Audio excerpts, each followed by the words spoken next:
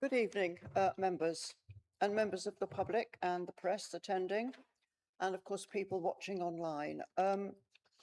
This is a full council meeting of BCP Council and it's the 28th of July 2026. I'm Councillor Leslie Dedman, and as Chairman of BCP Council, I will be chairing this meeting and I shall be supported by the Vice Chair, Councillor Simon Bull. I'm just going to go through the housekeeping arrangements for this meeting. Please note that this meeting is being recorded by the Council for live and subsequent broadcast and will be published on the Council website for a minimum of 6 months. In order to ensure the meeting is managed effectively, please could everybody follow our ground rules. If you wish to speak, please indicate by pressing the button on the microphone and then wait for your microphone to turn red before speaking. Where there appears to be consensus in the meeting for a motion, I will ask if there is any dissension, and if a formal vote is required, this will be carried out via the desk equipment. The results will be displayed on the screens in the chamber, and if a recorded vote is requested, that requires support from a quarter of the members present, and if agreed, will still be carried out by the desk equipment.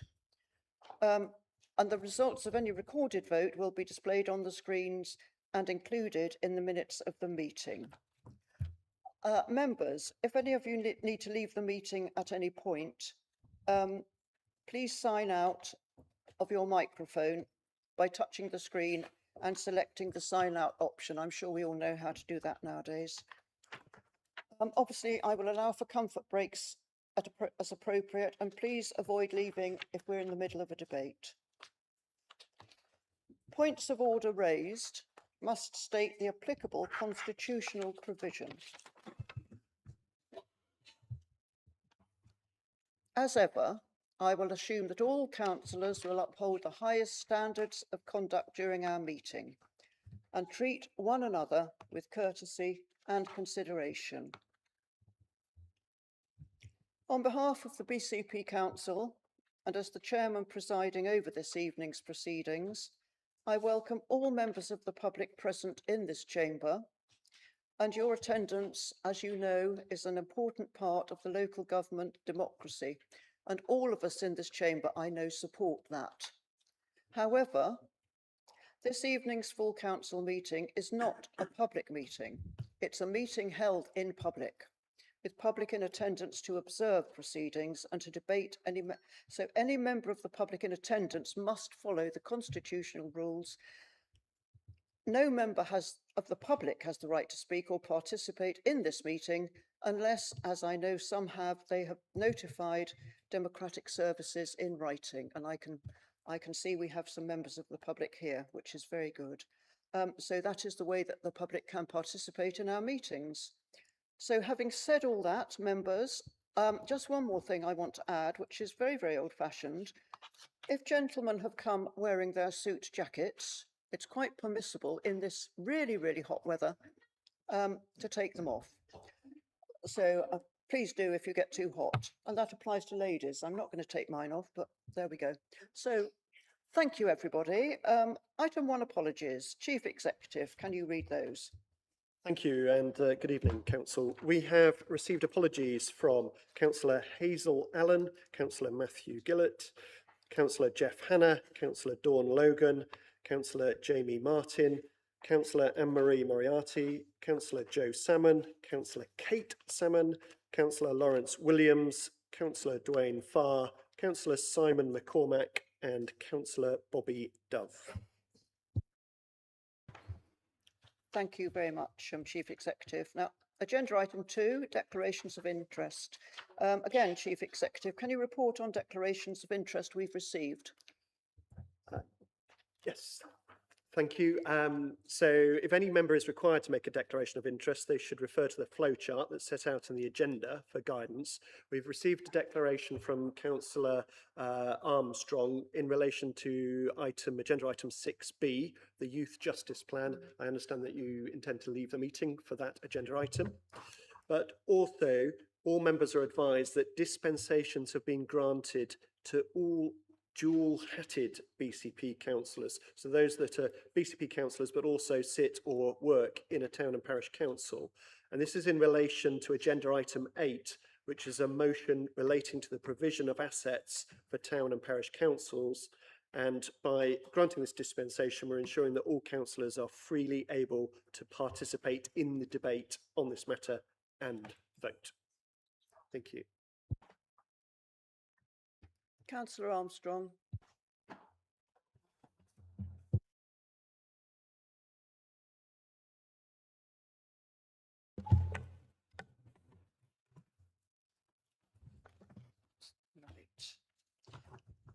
Agenda item 3, confirmation of minutes. Councillors, can we agree the minutes are confirmed of council meeting 24th of March, which was reconvened on the 12th of May, and then the annual meeting, which was held on the 12th of May, 2026. Have I any dissension from confirming these minutes? Right, I think we can say agreed. Thank you. Agenda item 4, Chairman's announcements and introductions. Since we met, one of the things I have had the pleasure of doing is welcoming the Local Government Association to Bournemouth, and that was really very, very pleasant. And also, for about the 4th time, I've attended a school graduation. And when I started doing these little school graduations, I did of respectful public debate and compassion, and the belief that we, as Joe said, have more in common than that which divides us. And as elected representatives and as a council, we, all of us, have shared responsibility to uphold civility in public life and to challenge ideas without personal attack, and to ensure that democracy remains open, safe and respectful for all who serve and participate, and especially safe. So before we move on to the business of the meeting tonight, I'd like to invite Council to pause and reflect on all of those who have lost their lives while serving their communities and serving our wonderful democracy. And that includes elected representatives, public figures who have been tragically taken from us in the course of their public service. And their commitment to public life, like that of all of us, and the impact of the loss on families, colleagues and communities, that should never be forgotten. So can I ask everybody present who is able to do so to stand and join me in observing a minute's silence for all of those who I have mentioned. Thank you.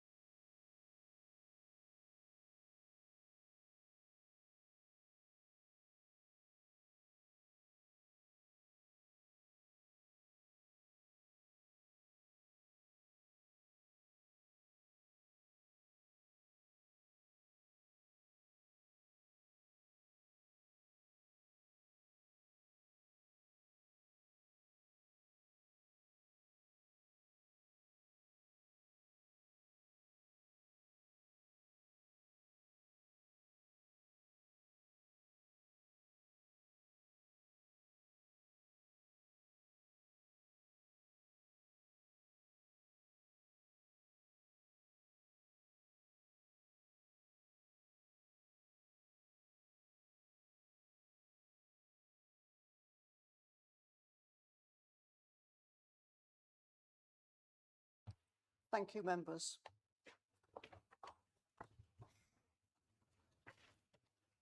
Right, we're going to move on now to agenda item 5, public issues. And question, and Councillor Herritt, I believe, is going to answer. Thank you. Thank you, Chair, for giving me the opportunity. The Winter Festival is an established attraction, but recent years have raised concerns about planning, environmental protection, community benefit and funding. Residents need confidence that the future events will learn from past issues and benefit Bournemouth as a whole, not external operations. Councillor Herritt. Councillor Herritt. Mr. Mann, thank you for your question. The provision of the Christmas in Bournemouth event is much valued by residents and visitors alike, with work already underway to deliver the 2026 event following a tender for a 5-year operation last year. We'd like to reassure you that regular communication takes place with the operators, including a debrief after each year's event. There are currently no unmet restoration commitments outstanding. I've lost my place. The Bournemouth Borough Council Act 1985 is clear that the Council and Lower Central Gardens Trust can provide public amenities, facilities for entertainment and recreation, and due consideration is given to the items the Trust Board has remit to oversee, including the required agreement from the Board for major events in the Gardens area. The temporary Winter Festival referred to does not exclude public access to the general open space for its intended purpose of the Trust, which is the gardens to be for recreation and enjoyment of the public. The Council is always open to hearing from local businesses regarding potential partnerships, and any opportunities which will arise will go through relevant procurement processes to ensure we are meeting our statutory regulations. Thank you, Councillor Herriott. Our next question is from Sue Chapman, and this is a question on the climate emergency. And I believe Councillor Hadley will be answering this. Thanks, Sue. Thank you. Friends of the Earth tell us the government's failure to protect people, especially older and disabled people, is turning heat waves into preventable public health crises. Tens of thousands of elderly folk died horribly in the overheating conditions of 2003 in France, when nuclear couldn't discharge into the waters. Given BCP's concern for healthy ageing, it's astonishing that the NHS advice advertised by BCP is out of date or absent altogether in surgeries and hospitals. The Lancet's warnings and the acceleration of the climate and biospherical emergencies for which we're all unprepared are unadvertised. I'm still awaiting replies, as I wasn't the only pensioner struggling to keep out of hospital recently. Blank managerial stares when I ask for the speedy scaled plan to keep us safe are most unwelcome. When will BCP and the NHS update their records and issue decarbonising advice for all residents, please? Councillor Hadley. Sue, thank you for your question. I was in France during one of the big heat waves in June when temperatures were 40 degrees. It was unbearable to be outside in the peak of the day. The river Loire was extremely low and vegetation extremely parched. Nuclear power stations again had to be shut down due to the river temperatures. The Met Office, working with Imperial College, estimate there were 2,700 excess deaths due to the May and June heat waves in England and Wales. July figures are yet to come, but our bereavement mortuary service has sadly been very busy. We are working with colleagues from Dorset Council and in partnership with other organisations across the county on a climate adaptation strategy. Additionally, all NHS organisations across Dorset are also working together on adaptation measures to consider the risks to health and the operation of secondary care in such extreme weather events. The Council have also been working on a refreshed sustainability website, which I'm hoping will be launched imminently and will provide decarbonising advice for all residents. Thank you, Councillor Hadley, and thank you, Sue. We now have Barry Smith, and this is a public question on Scotts Hill Lane. Yes, the Chief Executive is going to read this out. Thank you. A question from Barry Smith. Has any progress been made in handing the lease over for Scotts Hill Lane Park to Christchurch Town Council from BCP Council? I was asking these questions over a year ago, and I would have thought this would have been completed by now. If not, could you give me some timescales, as I'm concerned another generation of children will miss out on this park? Thank you. Councillor Moore. Thank you, Chair. Yes, discussions have taken place between the council, the landowner, that's Merrick Estates, and Christchurch Town Council. These parties are now progressing legal agreements and working towards a land transfer that will see Christchurch Town Council take responsibility for the play space and make improvements that will see it reopen. There is no current timescale, but we hope this will be completed as soon as possible. And I can assure him that we're doing everything we can on our side. Thank you. Thank you, councillor. The next question is from Ian Redman, and this is on publicly advertised commercial opportunities. And the Chief Executive, again, could you read this out? So a question from Ian Redman. Over recent months, I have sought to identify which officer or corporate function is responsible for ensuring that publicly advertised commercial opportunities falling outside of procurement and contract management are managed in accordance with the Council standards of fairness, transparency and good commercial governance. I have been advised that procurement and contract management does not oversee certain publicly advertised commercial opportunities, while the Monitoring Officer's office has stated that no single person or board has oversight of all publicly advertised commercial opportunities. If this reflects a wider governance position rather than an isolated case, it raises important questions about corporate accountability and the consistency of governance arrangements across the Council. Can the leader confirm who holds responsibility for this governance oversight and, if no such function exists, whether the Council intends to address this apparent gap in corporate governance? Thank you very much. And I believe the leader can answer this. Thank you, Mr. Redman. Responsibility for some opportunities such as licensing or permitting regimes to occupy or use space under local government powers that fall outside of the remit of procurement and concessions sits with the relevant service area and the accountable senior officer. Where an opportunity falls within the scope of procurement and contract management, that service provides oversight and advice in accordance with the Council's procurement framework. Where opportunities fall outside that scope, responsibility remains with the commissioning or service lead, supported as appropriate by legal, finance and governance and other professional services in the Council. To summarise, the Council does not currently operate a single corporate function or board with oversight of every publicly advertised commercial opportunity across all service areas. Rather, governance is delivered through existing framework of officer responsibilities, delegated decision-making, financial regulations and constitutional requirements. Thank you, Leader. The next question is from Mark White, and this is a question on community asset transfer. Thank you. Good evening, Chair and Council. Councillor Mark White, Poole Town Council. In accordance with the Local Government Act 1972, General Disposal Consent, England 2003, which permits local authorities to transfer land or buildings for less than market value, including at zero cost, where there's a clear community benefit and is demonstrated, could the Council outline how this mechanism can be applied to Poole Guildhall, reflecting the approach previously used for Christchurch Town Council's Town Hall and associated assets? Dorset Council has already implemented similar community value transfers, including Weymouth's Old Town Hall and Bridport's Library, establishing a clear regional precedent. What criteria will BCP Council use to ensure that Poole Town Council is treated equally when considering a comparable below market value transfer or free transfer? Finally, can the Council confirm whether it would support Poole Town Council to the same extent as Christchurch in establishing the Guildhall as its permanent civic home?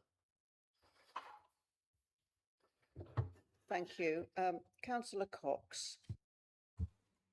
Thank you, Councillor White. Poole Guildhall is a very historic and income-producing asset of BCP Council, and as such is not for sale. The assets transferred by the former Christchurch Borough Council, not BCP, to Christchurch Town Council were a series of non-income producing assets, one of which was the Old Town Hall, and was in need of a new roof, which cost the Town Council over £300,000 to repair. As a result of a careful and prudent asset management by a team of dedicated Town Council officers, the roof was repaired, something of which the Liberal Democrats are very good at, apparently. And the asset remains a well-used and valued community asset.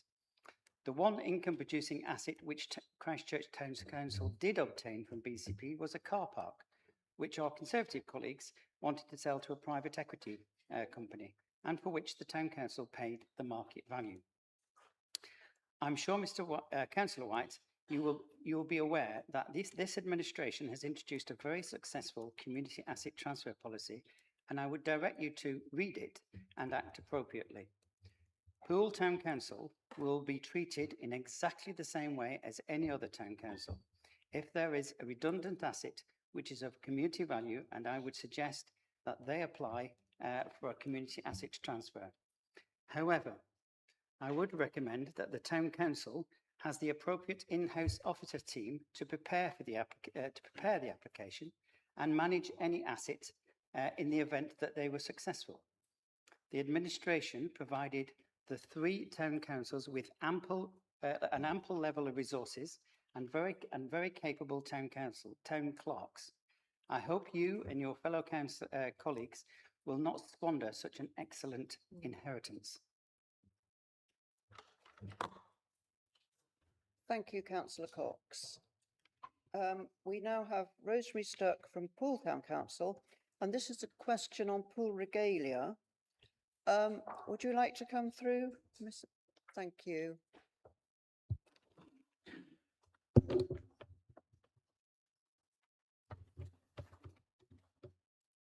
Yes, do start. Thank you. Thank you, Chair. I am Councillor Rosemary Stirk. I am a Poole Town Councillor. I am also the Sheriff of Poole, and I lead on the preservation of Poole's historic heritage. Through you, may I ask the following question? Poole's regalia belongs to the people of Poole, yet it is stored so far from Poole that none of Poole's residents have had the opportunity to enjoy seeing and learning of the history of, for example, the silver maces, the Elizabethan spoons, the Jolliffe medal, and the brooch of the Admiral of the Port, and so much more. Could the leader please explain how the regalia can be transferred to Poole Museum and displayed for the people of Poole to enjoy? And then it could be made more accessible and, for example, by enabling regalia talks to groups of Poole residents. Thank you. Thank you very much. I'm going to ask Councillor Andy Martin, who is a portfolio holder for customer communications and culture, to respond to this. Thank you, Chair, and thank you for your question. Poole's regalia is an important part of the town's heritage. During the redevelopment of Poole Museum, extensive consultation was undertaken with residents, visitors, stakeholders and community groups to understand which stories, themes and collections were of the greatest interest to audiences. The museum's permanent galleries and displays were developed in response to that consultation. Whilst many of aspects of Poole's history featured strongly, the creation of a dedicated permanent regalia display did not emerge as a priority identified through that consultation. However, as part of the museum's interpretation planning, a number of regalia objects, including the silver maces, Elizabethan spoons and the Jolliffe medal, were originally identified for display within the new galleries. However, during the final stages of exhibition installation, permission for those items to be displayed was withdrawn. The recently completed £10.3 million transformation of Poole Museum has delivered a mix of permanent galleries and flexible exhibition and programme spaces. There is currently no dedicated permanent gallery available for the display of the full regalia collection. Creating one would require significant additional investment in specialist display cases, conservation measures, security arrangements, and interpretation and gallery redesign. It's also important to recognise that permanent display is not the only way in which the collections can be delivered for the public benefit. Throughout the development of the museum, officers explored opportunities to work with the Charter trustees on a wider programme of engagement, including loans, educational resources, object handling sessions, talks and school activities, which would have enabled residents and visitors to engage with regalia in a variety of ways. And while these opportunities were made available, they were not developed at that time. The Council remains open to working collaboratively with Poole Town Council and other partners to explore further opportunities. Thank you. Thank you.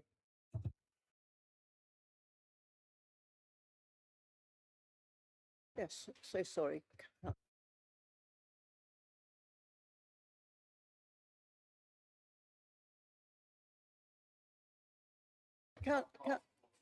Okay, I'm going to allow you to carry on, Mark, but you know this is not the way we should normally do it. Well, yes, do, yes. Okay.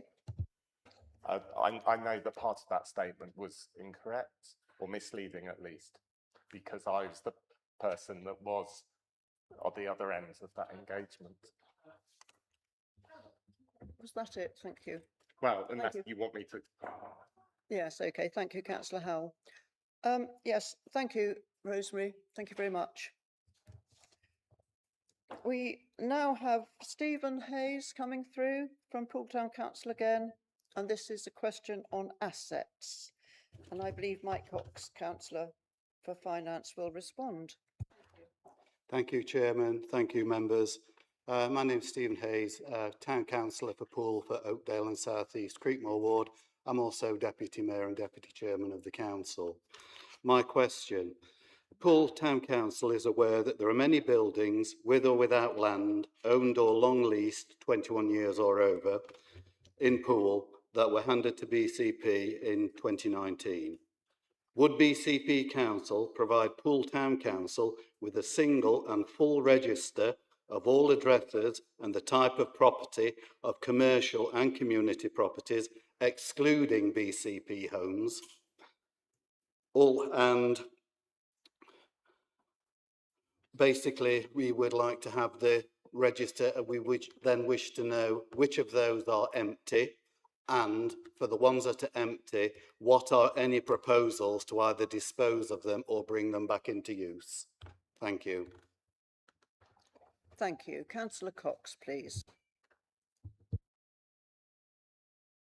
Thank you, Councillor Hayes. In short, and to be, I'm afraid, blunt, no.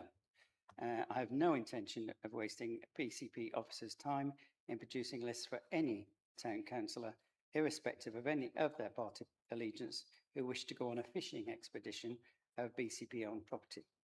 If you want to know who owns a property, I would recommend you look up the land register and pay the appropriate fee.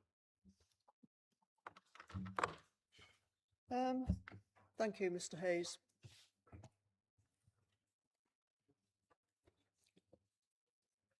We have a question now from Alex McKinstry on the Bournemouth Christmas Company. Thank you. Good evening, Council. In 2025, Bournemouth Christmas Company Limited provided an ice rink plus various other attractions in the Lower Gardens area.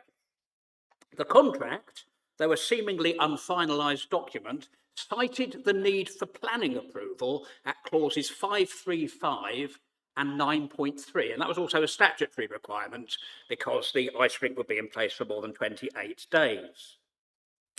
What penalties were imposed on the company for breaching these requirements, because the ice rink never did receive planning permission? And was any separate penalty imposed following the removal of a cherry tree from the proposed ice rink site? The company admitted at the Eastern BCP Planning Committee meeting, 20th November 2025, it had asked for this tree's removal to be expedited when surveying the site with a council parks officer. The company also spoke of providing 6 replacement trees. Did these materialise?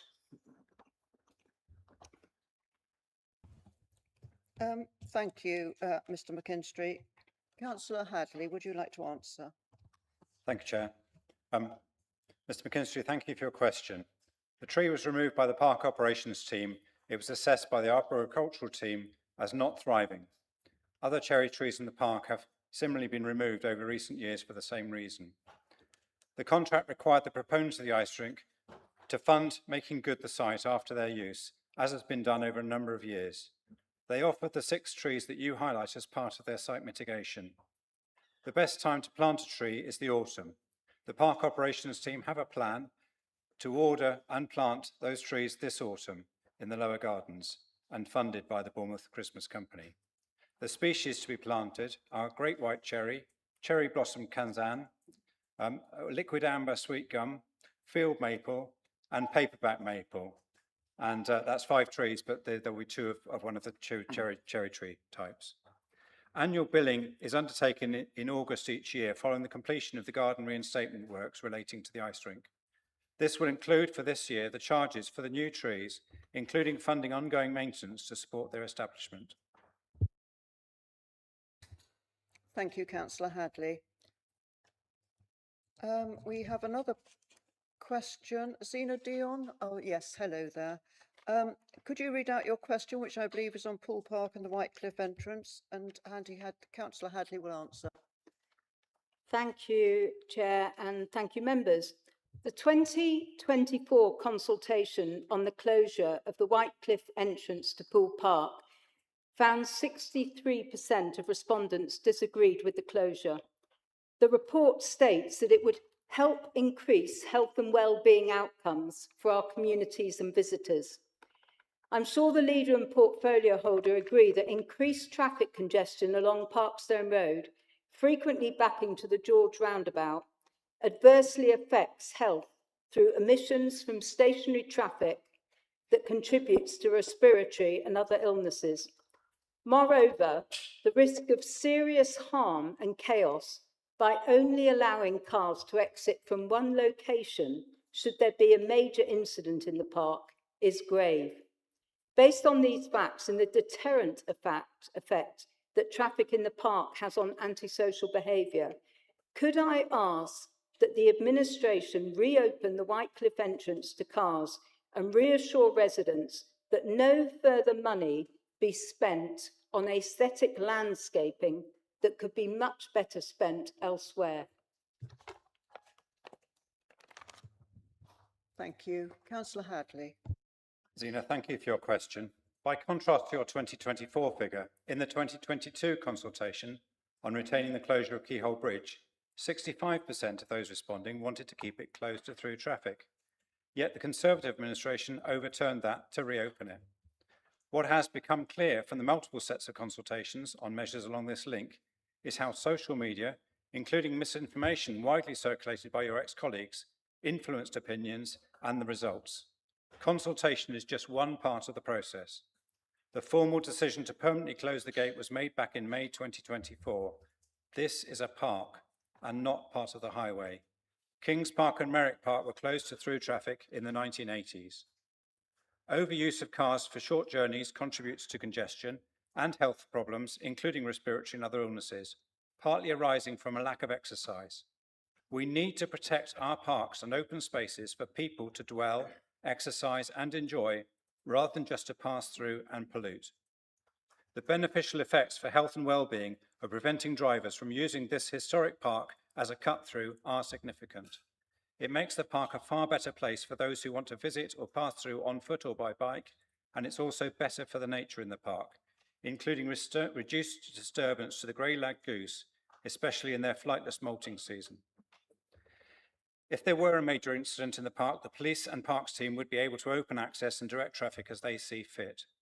The parks team will continue to look at ways to improve the experience of those visiting the park, including supporting legitimate access by vehicle and especially catering for the needs of those with disabilities, prioritising park users, not rat runners. Thank you. Thank you. Mr. Stanley Watts, your question is on the protection of heathlands. Thank you. Thank you, Madam Chair. I'm well aware of the fires that can cause devastation to communities because I have relatives in Spain. Can the Cabinet member assure me that in the light of the hot weather, that BCP heathlands are protected as a priority in partnership with the Fire Authority? Councillor Hadley, thank you. Thank you, Chair. Philip, thank you for your very timely question. The huge wildfires reported over the weekend in Spain and France, and the fires in Scotland and Wales and even the Isle of Wight, are a significant concern and symptoms of human-induced climate change and careless actions.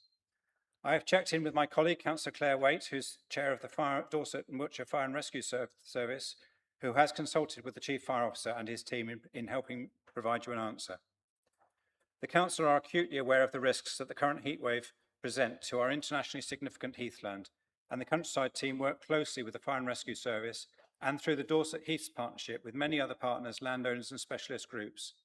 Proactive work includes preventative maintenance, annual winter working, cutting back the furze, bracken and heather, creating fire defendable lines and buffers around residential areas as appropriate. Facilitating heathland patrols and public awareness campaigns, particularly during periods of hot and dry weather when risks are higher. Education by the Heaths Partnership to children in 65 local schools across BCP and South East Dorset, including arson courtroom dramas and crime scene investigation programmes. No Fires, No Barbecues campaign with roadside signage and a campsite outreach programme. Incident response where fires do break out with multiple partners and agency responses to significant wildfires. BCP environment teams have Bowsers to support the fire response, helping to damp down areas where the trucks can't access. Rangers and volunteers will walk any fire sites where safe and conduct animal rescues. Additionally, we've been working with partners in the Dorset Heaths Partnership to reintroduce meres and other wet areas, both to create peat, sequestering carbon, and to limit risks of spread of fire. Sadly, despite all these measures, heathland fires continue to remain a significant challenge, particularly during prolonged periods of hot and dry weather. There were 116 heath fires recorded in South East Dorset last year, including 2 significant ones at Newton Heath and Holt Heath. We are sadly seeing increasing wildfire activity across the UK and internationally, and the Fire and Rescue Service are strengthening their preparedness through national resilience arrangements, including specialist wildfire response teams, coordinated by the National Fire Chiefs Council. We support their calls for retailers to remove disposable barbecues from sale, and we welcome public support for that initiative. I am aware Fire Service continues to call for sustainable funding. I would encourage members of the public to express their support for our fire crews by contacting their MPs.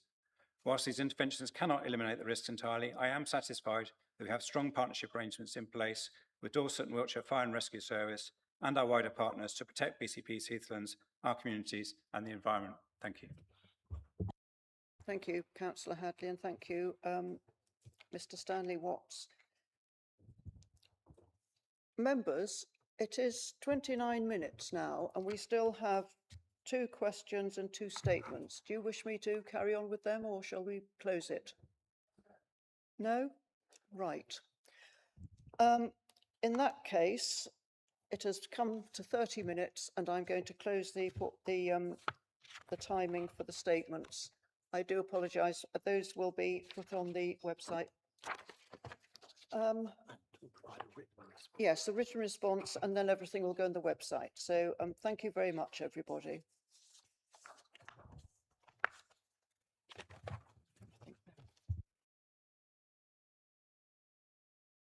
Right, can I thank everybody very much for their statements?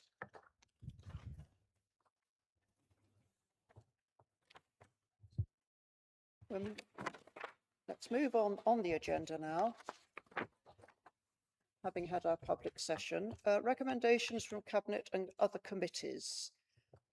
We're going to consider the recommendations on your sheet at, or on your laptops. I'm sorry, that's very, very backward of me, on your sheets. It's only me that has the paper. It's items 6, A to E. They're going to be taken separately as set out in the agenda and also in the supplementary pack. Some of these issues have been taken under delegated powers by the relevant bodies, so therefore we don't have them before us tonight. Item 6, Cabinet 22nd of July 2026, minute number 26, growth plan. Councillor Millie Earle, I understand you're going to move this recommendation, and I believe Councillor Herrick will second. Thank you.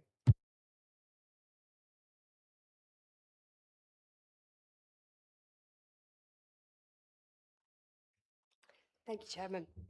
Colleagues, I'm bringing forward the BCP Growth Plan, and I want to start by thanking those businesses, education leaders, officers, sector representatives and council colleagues that have given up their time so willingly to craft this vision for future growth across our 3 towns. We are already one of the largest urban areas in the southwest, with strong businesses, excellent universities and colleges, major employers, an airport, a port, outstanding natural environment, and Premier League football club. But we also know there are challenges holding us back, whether that's housing affordability being a significant issue, productivity being lower than what it could be, transport connectivity needs improving, and not every community is benefiting equally from economic success. This plan gives us a clear response to those challenges. It sets out a shared ambition for how we grow our economy in a way that creates good jobs and attracts investment, supports regeneration and improves the lives of all local people. The vision is for Bournemouth, Christchurch and Poole to become better connected, more productive, more sustainable and have a genuinely inclusive economy by 2036. Delivery of this plan will be overseen by this BCP Growth Board, which brings together those representatives from all those different sectors, whether that's the Chamber, the airports, the Port of Poole, our cultural partners, and the voluntary and community sector.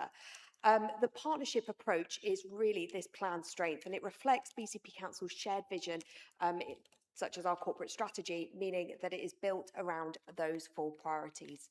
So the strong economy, to help businesses grow, encourage innovation, build on strengths, whether that's digital, finance, health, manufacturing, and attract investment into the area. The second is vibrant places. This is to deliver meaningful regeneration, transforming communities, delivering housing, and creating town centres and neighbourhoods where people want to live, work and invest and spend time. It includes unlocking some of those major regen opportunities and making the most of our assets. The third is thriving people. Growth is only a success if local people from all backgrounds can benefit from it. And this plan focuses on skills, employment, graduate retention, reducing those barriers to opportunity and helping residents access the jobs and opportunities that will drive sustainable local growth. And the fourth is connected places. Better transport, energy infrastructure are essential if we're serious about enabling growth. And the plan identifies those opportunities to improve connectivity across the conurbation and strengthen the foundations for future investment. I know I'm short of time, but I just want to add that this comes at a really important time. And as we push forward with devolution and await the new Prime Minister's plans, having a clear economic vision and a credible set of priorities strengthens our ability to make the case for future investment and new opportunities in our area. This plan demonstrates confidence in Bournemouth, Christchurch and Poole. It demonstrates confidence in our businesses and in our people and in our collective future.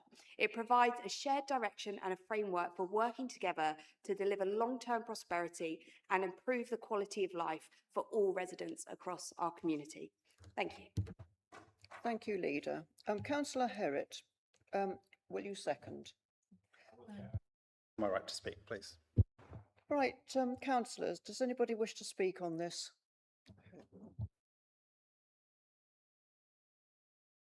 Councillor Howell.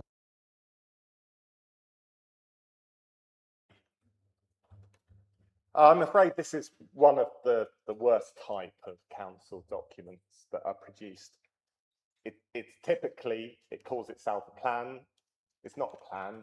A plan is achievable. It sets out how to get from A to B. It's not really even a strategy. It's a wish list. You know, lots of things here just, they sound okay, but when you break them down, you know, they're not credible. These are not credible objectives. I'll just take one, for example, strategic regeneration and investment framework for Bournemouth, Christchurch and Poole. A strategic regeneration framework would provide a clear spatial investment and delivery framework for priority growth locations in Bournemouth Airport and the Northern Aviation Business Park, Winter Gardens, Talbot Innovation Quarter, Wessex Fields, etc., etc., etc. The framework will align land use in infrastructure, placemaking, skills, innovation and net zero objectives, ensuring that major employment locations, transport nodes and regenerations are planned and delivered in a coordinated way. Now, we all know in this council that we've been through 3 administrations and none of them have managed to really get anywhere on this issue. You know, we've had the creation of future places, the destruction of future places, whatever you think of all that. it's a failure of this council to deliver. It's not easy to do these things, and the only way you get things done is like breaking them down into manageable chunks that you can understand, working with the right people, looking for the funding, and building confidence that you can actually deliver them. There's none of that here.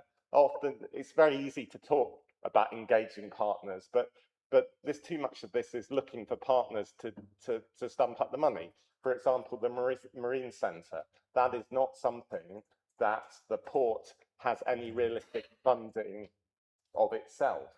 You know, it's looking to the council to provide that money to leave. You know, where are we going to find that money from? Who are we going to leverage to get that money from?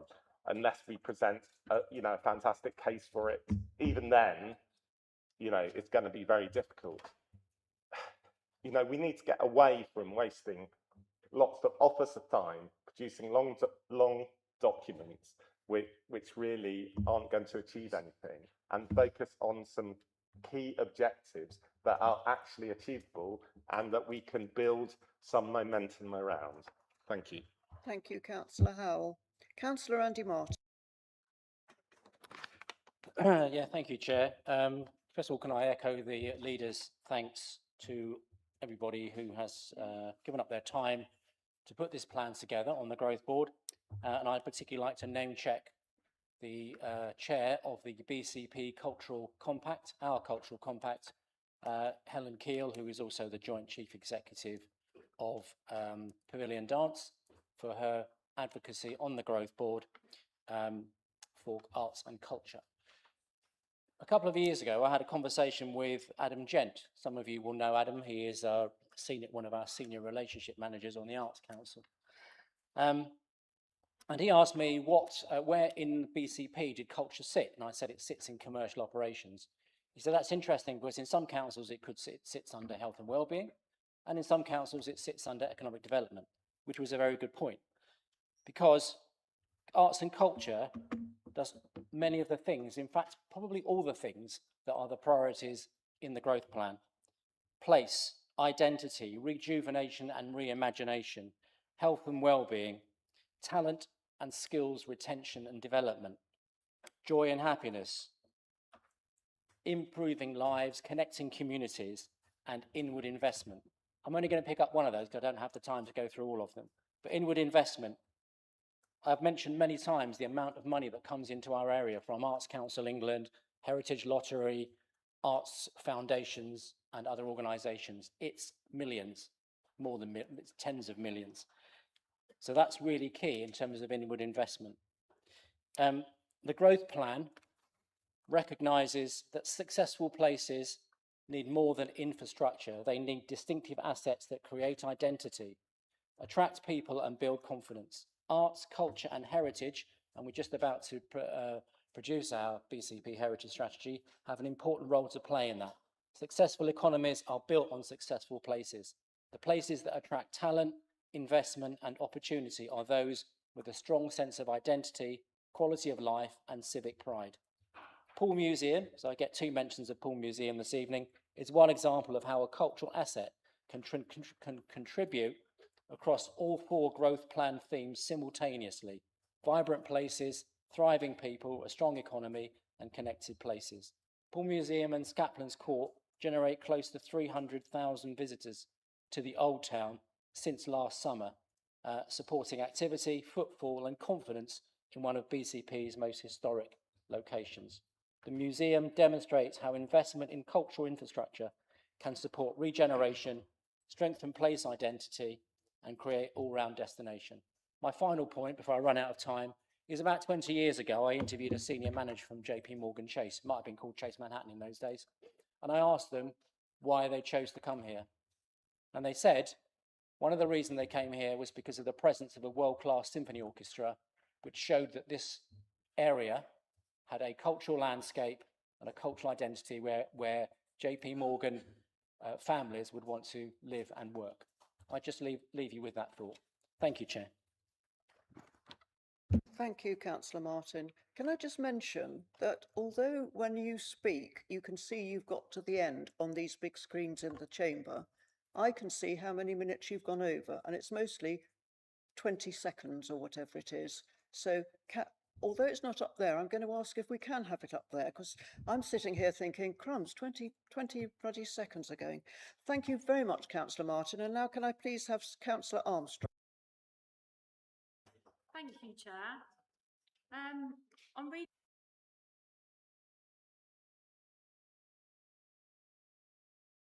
Many principles within the plan that I totally wholeheartedly support, but it would be really amiss of me if I didn't mention one of the proposals that I noted that gives me and many of my residents who work in the hospitality and leisure sector a lot of concern. And that is the suggestion of a visitor levy on overnight stays, where the money ring-fenced to support the visitor economy. And I have to agree with them. I think we're potentially targeting the wrong visitors here. The people who stay overnight are exactly the visitors we would want to see more of here, because they book hotels, they stay in guest houses, they eat in our restaurants, they use local attractions, and they visit our shops. And so this is supporting jobs across BCP. And yet this potential proposal will ask them to pay more. Meanwhile, many of the pressures on the beach and in our public spaces come from day visitors. They arrive in the morning, use our facilities, fill our bins, create traffic and congestion, and leave at the end of the day. And they often contribute far less to the local economy than someone who's staying here for a weekend. So I'm struggling a bit with the logic of this, because if our ambition is to grow the visitor economy and increase visitor spend and encourage longer stays here, why would we make it more expensive to stay here? Our hospitality sector is already under immense pressure. Many of the hotels, the guest houses, certainly in the area that I represent, the tourism businesses are facing rising costs, and they're really fighting hard to stay viable. And the last thing they need is an extra charge that could make BCP less competitive than a neighbouring destination. So just to conclude, I'd like to see some strong evidence that the hospitality sector actually would support this proposal. And I note that although it is devolution dependent, what assurances can the portfolio holder, Councillor Herrett, provide for residents who I know have already written to you about this matter? Thank you. Thank you, Councillor Armstrong. Councillor Judy Butt. Thank you. Chairman, no one in this chamber is opposed to economic growth. We all want better jobs, thriving businesses and prosperous communities.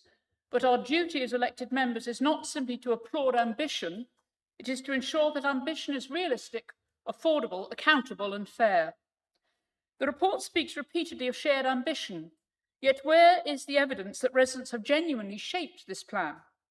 Astonishingly, paragraph 20 says the Council is keen to hold public engagement sessions after the growth plan has been adopted. Chairman, surely that is the wrong way round. Residents should help shape a 10-year vision before it is approved, not be asked for their views after decisions have effectively been made. I also have serious concerns about governance. The report proposes that Business Growth Board will help drive and performance manage this plan, with authority delegated to officers to work alongside it. Partnership working has its place, but it must never replace democratic accountability. It is elected members who are accountable to the public, and that accountability must remain at the heart of every decision involving public money. The financial picture raises even more questions. We've been asked to allocate almost £4.64 million to former Dorset Local Enterprise Partnership funding, yet the report itself admits that every intervention will still require its own business case, and that many projects remain unfunded. Most concerning of all is the 10-year growth plan running until 2036, yet the report openly acknowledges that funding for the very officers responsible for delivering it ends in March 2027, and warns that without these posts there is real risk that the plan will not be delivered. Chairman, that is not my criticism, that is the report's own risk assessment. Finally, where's the guarantee that the benefits of this growth plan will be shared fairly across Bournemouth, Christchurch and Poole? Every resident contributes to this council. Every community deserves to know that investment will be distributed fairly, not concentrated in the same areas time and time again. Chairman, a credible growth plan requires more than aspiration. It requires robust evidence, secure funding, measurable outcomes, democratic accountability, and fairness for every community we represent. Those are not unreasonable expectations. They are the minimum standards our residents have every right to expect from this council. Thank you, Madam Chairman. Thank you, Councillor Butt. Councillor Challoner. Thank you, Madam Chairman. Whilst I believe there are some positive goals in this growth plan, I do also feel there are some areas that have little of the required detail or ambition. And the one I'd like to focus on right now is drawing out the following point that states health-related economic activity has been worsening dramatically since 2013, which is pretty shocking, actually, if we all hold our hands up to our area going down in that way. And there's no evidence or proposed plans within this to help people live better for longer and play their part in the area's economic growth. There is a section on health, social care and well-being, but there's only passing reference to preventative health. Whilst we have significant focus on fixing and caring for people within this, there's a startling lack of a plan for preventative health to enable people to access and remain in employment. There are huge numbers of people who are unable to work due to musculoskeletal issues, obesity, mental health challenges, and many other conditions that exercise and preventative health programs are proven to be able to address. What I would like to see more within this plan is something that actually has a greater investment in sport, leisure and physical activity facilities, and also a strategy that not only enables them but encourages them to be active and to then be economically part of the communities we want to build with. Thank you. Councillor Bartlett. Thank you, Chair. There's a lot of good in this paper. I recognise a lot of it from the economic development plans that we've had time and time again. It's like a revamp of the same paper time and time again. There's not a lot that's new in here, but I think we have to accept that this is much more of a vision and it's aimed presumably at our joining in with the Wessex devolution deal and setting out the framework of things that the area wants to achieve. So I think we've got to take for that. What does concern me slightly, and it does allude to what Councillor Butler's just said, in that the oversight of it, because the danger of this type of document, it suddenly becomes policy, not a vision. And we've got to make sure that just because we might say we agree with this tonight and approve it, that it doesn't become set in stone. And this is what we're going to do. And after all, we've all voted for it, didn't we? So there's some danger there. I do accept Councillor Howell's point. We've seen the regeneration paper has come time, the amount of money that we've spent on producing papers, but we've never really made a lot of progress. And it's really frustrating to see the cost that's going into that sort of thing. This paper alone, I noticed it was written by a consultant. It's not been written by an officer by the looks of it. I wonder how much that's cost. Because, it is probably significant. Well, it appears to be. I know you're looking a bit quizzical, but it does appear to have a consultant stamp on it. Just turning very quickly, I agree with Councillor Armstrong about the visitor tax.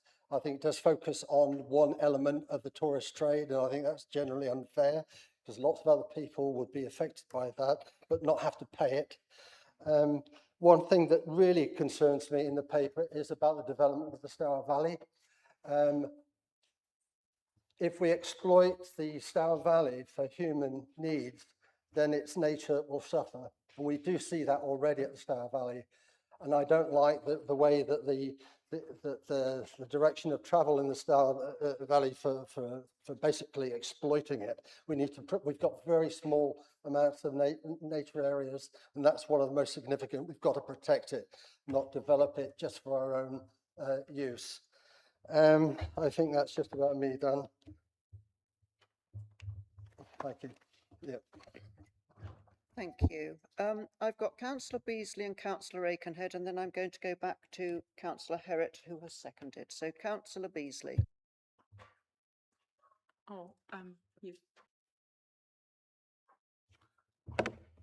Thank you very much indeed, Madam Chair.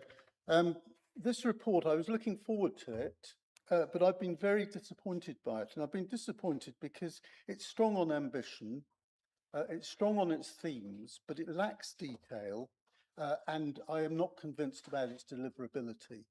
And that's what we really need to understand, I think.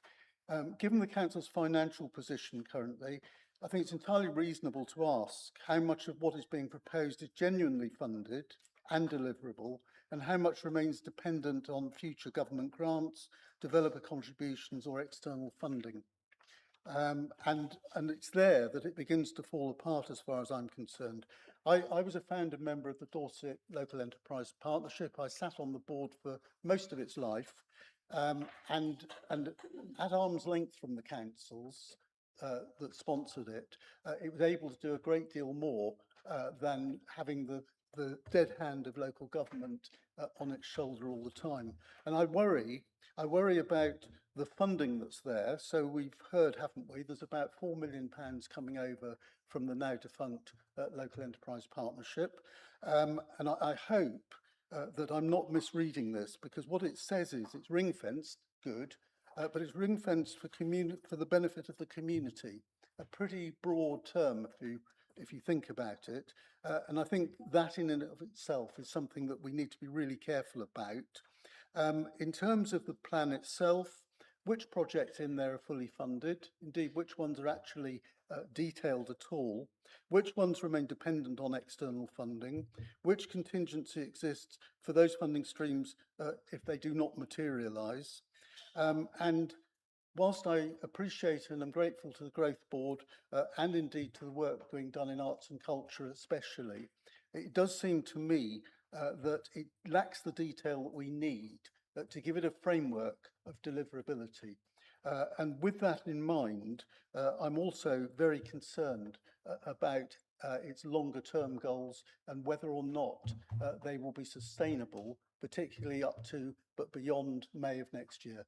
Thank you, Madam Chair. Thank you, Councillor Beasley. Councillor Aiken. Thank you. So first of all, I'd just like to say that generally, I think this is a good growth plan. And I think it's really important that we have aspiration and that we're looking at things in the long term. There are 2 points that I want to make that are things that I'm perhaps a little bit disappointed that they're not included in the growth plan, and kind of hoping maybe that the Cabinet can pick them up and do them anyway, even though they're not in the plan at this stage. Maybe when it's reviewed, there are things that, and certainly the first one is very important.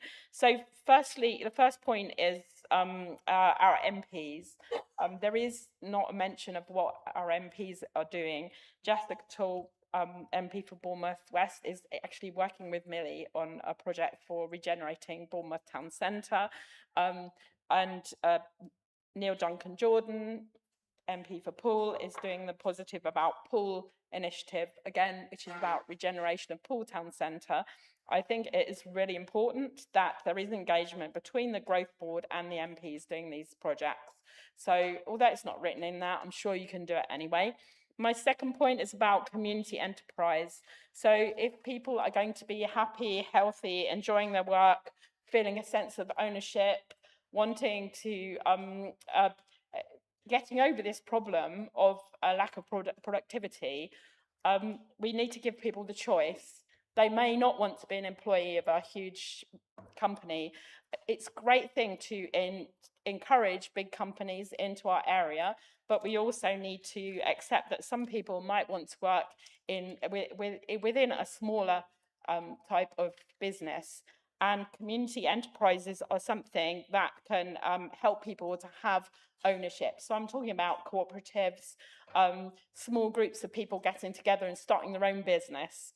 So what I'd like to see is more about how we can support people who want to do their own thing. Local people, not people coming from outside. Local people who say, right, actually, I want to go out there and start, I've got an idea, I want to go out there and start a business with my mates. We want to get together and do something. And there can be so much enthusiasm for something like that, but it can be difficult at the beginning for people to get the support, the help that they need. So I would like to see more emphasis on how can we get people who want to do their own thing to be able to do that. So I hope you'll be able to add those things in, even though they're not in the plan. Thank you. Last speaker is Councillor Rampton. Thank you, Chair. I know I took a long time to show, so I'll be very quick. This growth plan is ambitious and obviously has support from many respected partners. If only ambition alone could deliver successful outcomes. My concern is this plan genuinely achievable within the current financial constraints that we have? And if not, what is plan B, particularly if funding bids to outside organisations should fail? But having said that, I do want to support the plan and I will support it. It's a bit sort of hope triumphing over experience, I suppose. Thank you. Thank you. Councillor Herrick, you were seconded. Responsible for the delivery of this has many leaders, not just from business, but from the charity and cultural sectors, NHS and education sectors as well. A really wide spread of people with a lot of representation, and as a living document, as reassurance to colleagues, will be able to grow. For Councillor Armstrong, I'm regularly in touch with people from the hospitality industry. She is normally copied into those emails. And myself and the leader met to discuss this item just last week with some representatives from the hotel industry. Any decision to potentially introduce a tourism levy would be taken very carefully, and members of the hotel tourism and destination management are involved in the growth board, and the idea came from engagement with that sector. Obviously, we have been supportive as well, but it's not just us that are talking about it.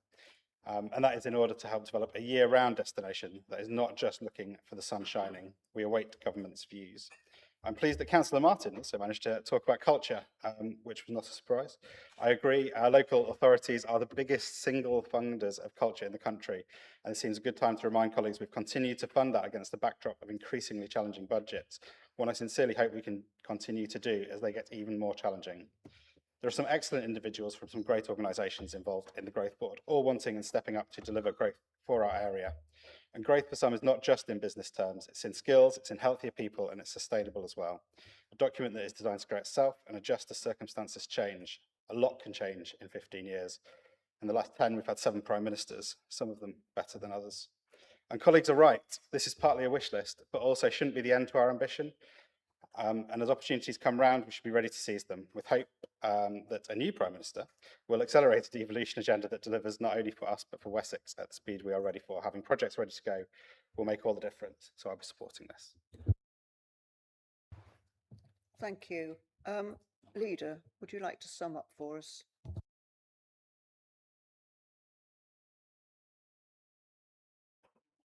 Thank you, and thank you to colleagues for their input and discussion around the growth plan. I just want to go back to basics. Local growth plans are described by the government as the foundation of this government's growth mission, ensuring the benefits of a growing future-facing economy are felt across the country. It may look like a bit of a wish list, but as we progress with a spatial development strategy, as we start our local plan, as we deepen our own Wessex Devolution Partnership and move to the model of governance under the Devolution and Community Empowerment Bill, we need to have the tools ready to go into those battles to get the best for our residents. And a growth plan is really fundamental to all of those elements as we progress. I said in my introduction that delivery is overseen by the BCP Business Growth Board, and what's been really helpful about this discussion is it gives me and Councillor Herrick as board members the opportunity to take some of those comments back. This very much is not something which is set in stone at this point. It is something which will grow and evolve, which has to adapt to changing economic circumstances, to changing governments, to whatever we see in the future. It needs to be something that's flexible, and that longevity of that board overseeing this as we transition from a LEP model into this, I think is going to be really, really important. So I wouldn't see it as a, full stop. This is what we're going to do in the next 10 years. Councillor Armstrong, just on the visitor levy, I met with members of Destination Management Board last week and the hospitality industry, and we talked about the use of a visitor levy. What we really need to do is ensure that any visitor levy is generated and spent in partnership with the hospitality and tourism industry. We're not looking at this as a a money grab. And I hope that the document doesn't reflect that. This is very much about how we can actually boost that element of our economy and create the things that people want to come and see, like those events, like the attractions that we have, and put a really good offer together for visitors.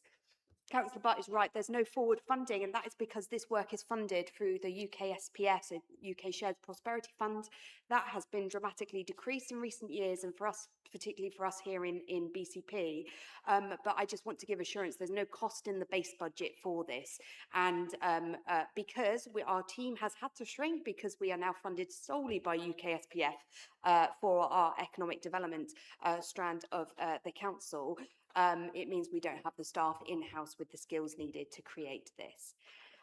I finally just wanted to add that, like many plans and strategies, and indeed many that we actually will consider today, their core purpose and route to delivery is demonstrating clear ambition and showing how they all fit together.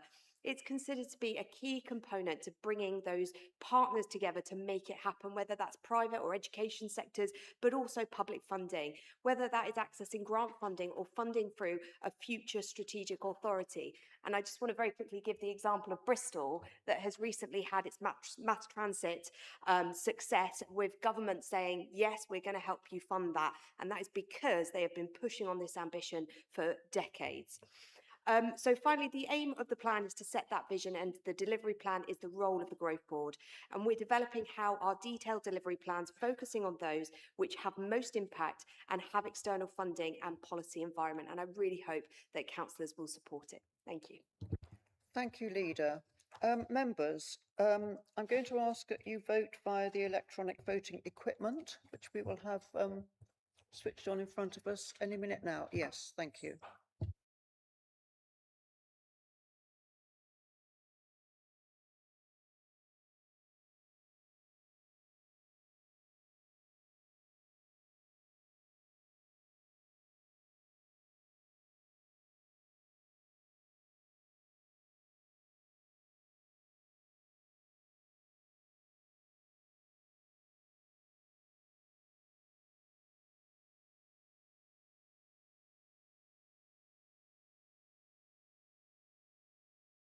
Members, have we all voted?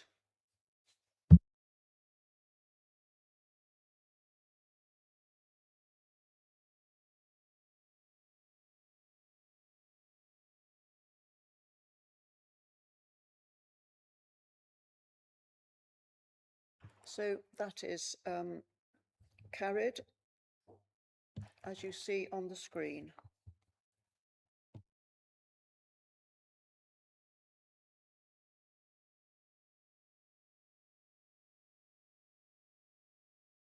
Thank you, members. Right, we move on to item 6B.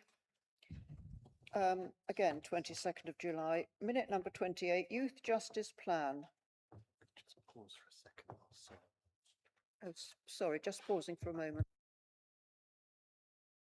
Councillor Burton, you wanted to say something before we start?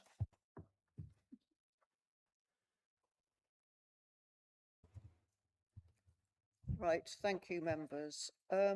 Youth Justice Plan 2026 to 2027. Councillor Burton, you're going to second. Thank you.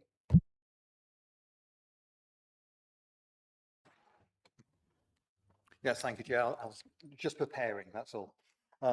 So this is the Youth Justice Plan. It's an annual report that needs to be agreed by Council each year. The report must follow a set formula, which makes it quite long. However, it's always interesting and informative due to the quality of the Youth Justice team. I'm sure you'll agree with that. I will keep what I say short, as there was a good discussion at Children's ONS, and I said a lot more at Cabinet. I'll just highlight a few of the key points.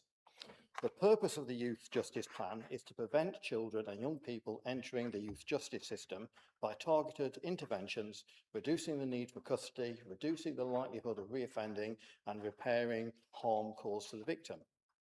The plan shows strong performance by the service.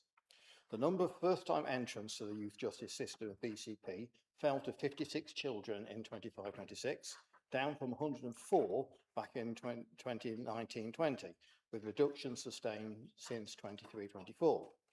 Also, those who receive in custodial sentences continue to be low in BCP. The Re-engage programme is mentioned. This identifies and supports speech and language communication needs to those who are at risk of permanent exclusion. It received 152 referrals from schools across Dorset and BCP. It found that 78% of children had previously unidentified speech, language and communication needs. As I've mentioned in previous years, communication needs are one of the factors that have been proven to increase the likelihood of youth offending. Restorative justice is a strong theme in the plan. Young people raise more than £2,000 for local charities and community organisations through restorative projects that help repair the harm caused by offending.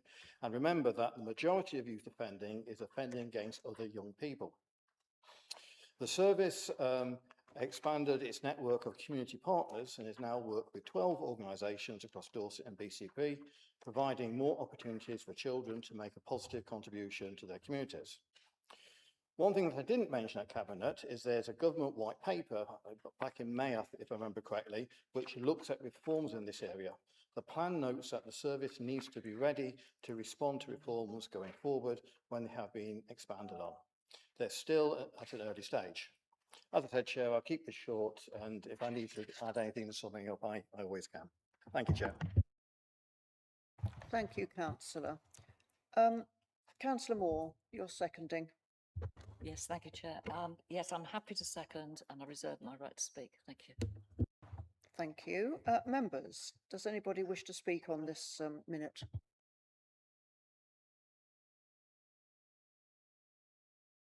Sorry, Councillor Rampton. Yes, thank you, Chair. I think this plan is a very good one. I welcome it. And what I find really shocking is that almost all the children in contact with the system have speech and language and communication difficulties. And I think that's absolutely extraordinary. And a couple of questions, if I may, perhaps the portfolio holder could answer. There are 90 completed assessments out of 152, but over what time period? I know it says since it sort of finished at March, but what time period before that? You know, how long is it going to take to get through all the assessments, presumably with more children, young people with these needs coming through and needing to be assessed? And it is really concerning that it's not being picked up earlier. These children are attending school. They haven't been excluded at that point. So why are they not being picked up earlier? And my other question is, how do these figures compare to other local authorities? I couldn't see anything in the report. It could be there and I've missed it, but I just wondered how we compared. Thank you. Thank you. I don't see any other speakers. So, Councillor Moore, do you wish to speak with your second? Yes, thank you, Chair. Yes, I totally agree that it was interesting and also rather sad that the evidence shows almost all children in contact with the youth justice system, that's about 90%, have speech, language and communication needs. Having said that, of course, it is helpful that these young people have been identified and there's a good programme designed to help them. And I also thought it was rather good that work with youngsters with weapon offences now includes making sure they understand the consequences of knife injuries. So now there's engagement in positive activities, restorative justice input and first aid sessions, which I think is rather good, so that everyone can see and understand exactly what happens when someone is injured using a weapon. So I think there's a great deal of good work on here and I'm happy to second this paper. Thank you. Thank you, Councillor Moore. Councillor Burton, would you like to sum up for us? Yes, thank you, Chair. On the time period, you'll have to excuse me, I'll have to make sure I'll find out exactly what the time period is because I've not been asked that before, so I will find out. Yes, you're quite right. The idea that speech and language, you know, is at the heart of a lot of the youth offending is actually quite shocking. Now, I know the service do work with schools, and I know they're trying to do more work with schools. So hopefully that will get addressed. Of course, part of the issue is, of course, the speech and language therapy has to be paid for by the system, and I know they are going forwards, not at the moment, but they are forward funding issues on that, which I know they're trying to address. The other thing that I would mention is one thing that I haven't mentioned this year, but I know we mentioned in previous years, that most people in the youth justice system, the first time they're known to police, it's not actually as offenders, but actually as people who have been offended against. And that is the one statistic that you could easily identify most of the people, young people who are involved in this in the future, is that if they get noticed by the police because offence has been caused against them, they're much more likely to end up in the youth justice system. So that is also another quite shocking fact. I hope I've answered that point. Thank you, Chair. Thank you, Councillor Burton. Members, do we have consensus to accept this? I think so through the room. Thank you very much, members.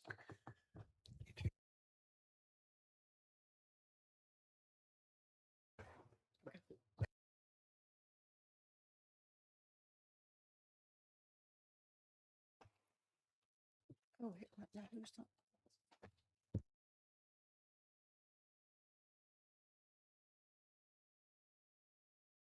Members, we're going to move on to item 6C. Minute 31, local transport plan, which I believe Councillor Hadley is going to move the recommendation, and then Councillor Herrick Councillor Herrick will second. Councillor Hadley. Thank you, Chair. This is the fourth iteration of the local transport plan, which is a 15-year strategy from this year. It's a shared document that we've been working with Dorset Council on, and they have already passed it through their governance, and full council, Dorset Council, agreed to it last week.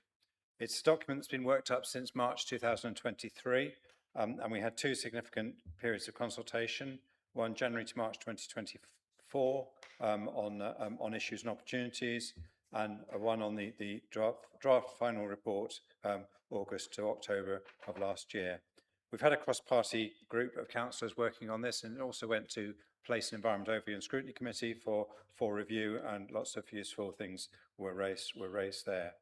The national guidance on what was expected of us from the local transport plan was very late. It came to us in April of this year, and there were only a very small number of minor tweaks that were made. And I have to congratulate the transport team on making sure that they'd actually guessed what the Department of Transport would expect of us, because there was a lot, but only 3 minor tweaks. The document is accompanied by a 5-year implementation plan. And part of that is, if you imagine back 5 years, transport actually, there's some quite significant differences in terms of things like the shared mobility scheme, the electric vehicles, and those sorts of things. Thinking 5 years forward, the world will be potentially quite different in terms of transportation with autonomous vehicles and those sorts of areas. So it's appropriate the detail of the implementation is a shorter period. It's a statutory requirement to have a local transport plan, and it is the basis on which we get about £20 million of funding a year from central government as our consolidated transport grant. And that obviously pays for things like pothole repair and structural maintenance on the highways, as well as developments to support sustainable transport modes. All of the papers that come to council have to address the areas of sustainability, public health and equalities. And those are actually quite significant parts of the local transport plan, to think about how we control more sustainably, how it affects public health in terms of the travel that we do, and the impacts particularly for those most in need of support. And that was reflected really during the consultation. There were a wide range of views, but there's a very much higher feedback from the older members of our society, and some really interesting feedback from young people, including one of the members of Youth Parliament who came to Place and Environment Overview and Scrutiny Committee to tell us about her aspirations, what she thought young people wanted from public transport in particular.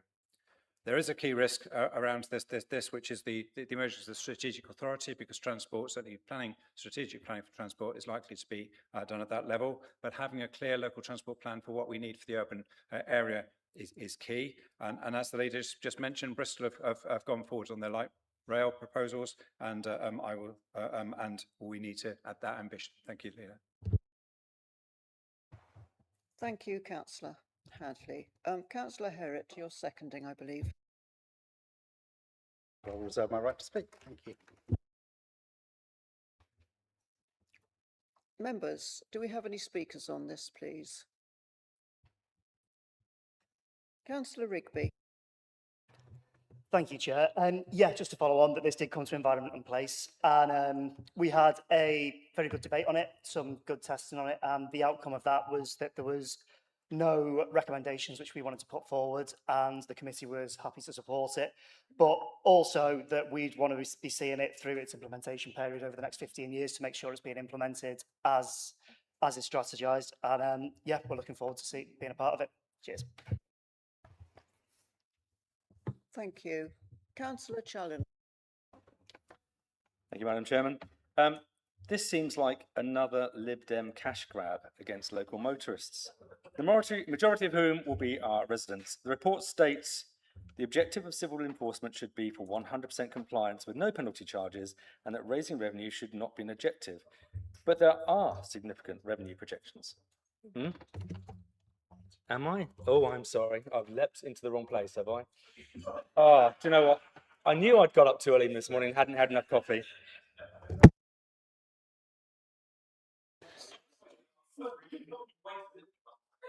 Yeah, so we're going to hear that again, are we? Never mind. Councillor Phipps. Do I have to push anything? No. Okay. Well, I was a member of the working group for the local transport plan, and I spent a lot of time attending meetings and contributing throughout the process. Sometimes I think I might as well not have been there, which I did tell members of the group in an email in January, so it won't be news to them. At the outset of the process, I voiced my concerns about the questions to be posed in the consultation. In my opinion, many were simplistic non-questions, which asked residents things which was obvious how anyone was likely to answer. Whilst a few questions were revised, I'm still of the opinion that some consultation questions promoted responses which the councils wanted to fit their agendas. There were 1,387 responses across the whole of BCP and Dorset councils. Only 29% were from BCP. That's just so poor. Only about 400 responses from BCP. So with around 400,000 residents, that's 0.1%. I don't see how that's representative. However, even with the overall low response, many of those who did reply were not in agreement with some of the proposals. 25% criticised the motives of policy, strategy, such as greenwashing, money-making, war on the motorist. And to some degree, I do agree with that sentiment. In BCP, 40% did not support policies focused on accelerating zero-emission vehicle uptake. And you'll note the first listed objective relates to climate. Many in the group were very pushy on this, but obviously residents are not wholly in agreement. In fact, it's only when we get to the fourth objective out of 6 that transport is actually mentioned. And this is supposed to be a transport plan. You will recall that a 2,000 signature petition was presented at full council by a motorist group and sent to the working group. It wasn't until one member of the group actually gave a reminder about it that it was finally acknowledged. Otherwise, I don't think it would be even mentioned in the plan. With a consultation response of 400, this petition was 5 times larger, and I think it has not been taken seriously. I also believe the makeup of the working group was not balanced and was clearly biased towards climate and cycling policies. Whilst I'm not totally opposed to either, I was, as I saw it, probably the main challenger to the approach amongst the whole group. For me, it's not a transport plan. It more resembles a cycling and climate plan. I really can't see how this plan will benefit the majority of residents of BCP and businesses who have to, by absolute necessity, use a motorised vehicle to get around. I consider the overall process was flawed, and I'm afraid I can't support adoption of the plan. Thank you, Councillor Phipps. Councillor Beasley, please. Thank you, Madam Chair. I've got a few points which I think are worth exploring. First of all, which elements of the implementation plan are fully funded and which remain aspirations? Moving on, the plan refers to continued support for 20-mile-an-hour zones in residential areas. Can the administration confirm that any future schemes will be evidence-led, locally consulted upon and subject to post-implementation review? Following that, the consultation highlighted concerns around congestion, road maintenance and the needs of motorists. How have those concerns materially influenced the final strategy? The report notes that the BCP endorsed motorist petition was referred to the LTP4 working group, as mentioned by Councillor Phipps, and that consultation informed changes to the final strategy. However, it doesn't identify what those changes actually were. It would be interesting to ask the portfolio holder which amendments resulted directly from the concerns raised by motorists. How will congestion actually be measured? Will residents be able to see journey time data and other performance measures before and after major transport schemes? Following on, if interventions simply relocate congestion elsewhere, what process exists to review, amend or reverse them? And then how often will the local transport plan itself be reviewed over the next 15 years? Finally, Madam Chair, the report refers to future implementation plans and delivery programmes. It would be really useful to understand which future transport decisions will return to members for approval and which may be implemented under delegated powers. Thank you, Madam Chair. Thank you. Councillor Butt, please. Thank you, Madam Chairman. No one disputes that this council, as referred to by Councillor Hadley, is required by law to have a local transport plan. The question before us today is not whether we need one, but whether this is robust, deliverable, and resident-focused a plan our communities deserve. The report itself admits that many of the major schemes in the previous local transport plan were never delivered because of a lack of investment. That should concern every member in this chamber, because before asking us to endorse another 15-year strategy, where is the evidence that this time it'll be any different? We are told there are no direct financial implications, yet only a few paragraphs later into the report, we are told that delivering these projects will require significant financial investment and future funding. Chairman, residents are entitled to ask the simple question, where will that money come from and what will happen if it doesn't materialise? The consultation also deserves much closer scrutiny. We are told there was broad support, yet only 1,397 responses were received. And let's not forget the town council's consultation had nearly 2,000 saying no, yet it was imposed on residents anyway. That is hardly overwhelming public engagement for a strategy that will shape transport until 2041, especially as the report acknowledges that many respondents questioned whether the proposed schemes were actually deliverable. The residents have heard ambitious promises before. They judge it not by glossy strategies, but by the condition of our roads, the reliability of our buses, the availability of parking, the safety of our streets, and whether they can get to work, school, hospital, or the shops without unnecessary delay. A transport policy and strategy must work for everyone. Yes, we should encourage walking, cycling, and public transport where practicable, but we must also recognise that thousands of residents rely on their cars every single day because of their age, disability, caring responsibilities, employment, or simply because suitable alternatives for them do not exist. Residents should not feel that they're being penalised for circumstances they cannot control. And finally, where are the measurable annual targets, which Councillor Beasley's touched upon? Where are the milestones that allow this council and the public to judge whether promises are being delivered? A 15-year strategy without clear accountability risks becoming yet another document that sits on a dusty shelf while residents continue to experience the same frustrations year after year. Chairman, our residents deserve more than just another vision. They deserve delivery. They deserve honesty about costs. They deserve realistic timescales. And above all, they deserve a transport system that reflects the needs of every community, every mode of transport and travel, and every resident we are here to represent. Thank you, Madam Chairman. Thank you, Councillor Butt. Now, Councillor Rampton. Yes, thank you, Chair. A lot has already been said. My colleague mentioned the petition, and I would like to know, how was that petition considered? It was over 2,000 names on there from the motorist group. What did it mean? And what, if anything, changed because of that petition? What was done with it? These are 2,000 residents who took the time to make representation to us on something they felt strongly about. And it seems to me that was just dismissed. This transport plan barely mentions a car, or there was a little drawing on the first page of a little tiny car. Great. But apart from that, there is barely a mention. But for many residents, as my colleagues already said, the car is a lifeline. The car is a lifeline to people. And it's their choice. And we shouldn't remove that choice.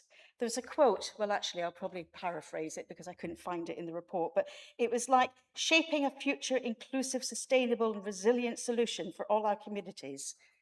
And I'm sure somebody will correct me if I've got that wrong, except it isn't inclusive, is it? Thank you.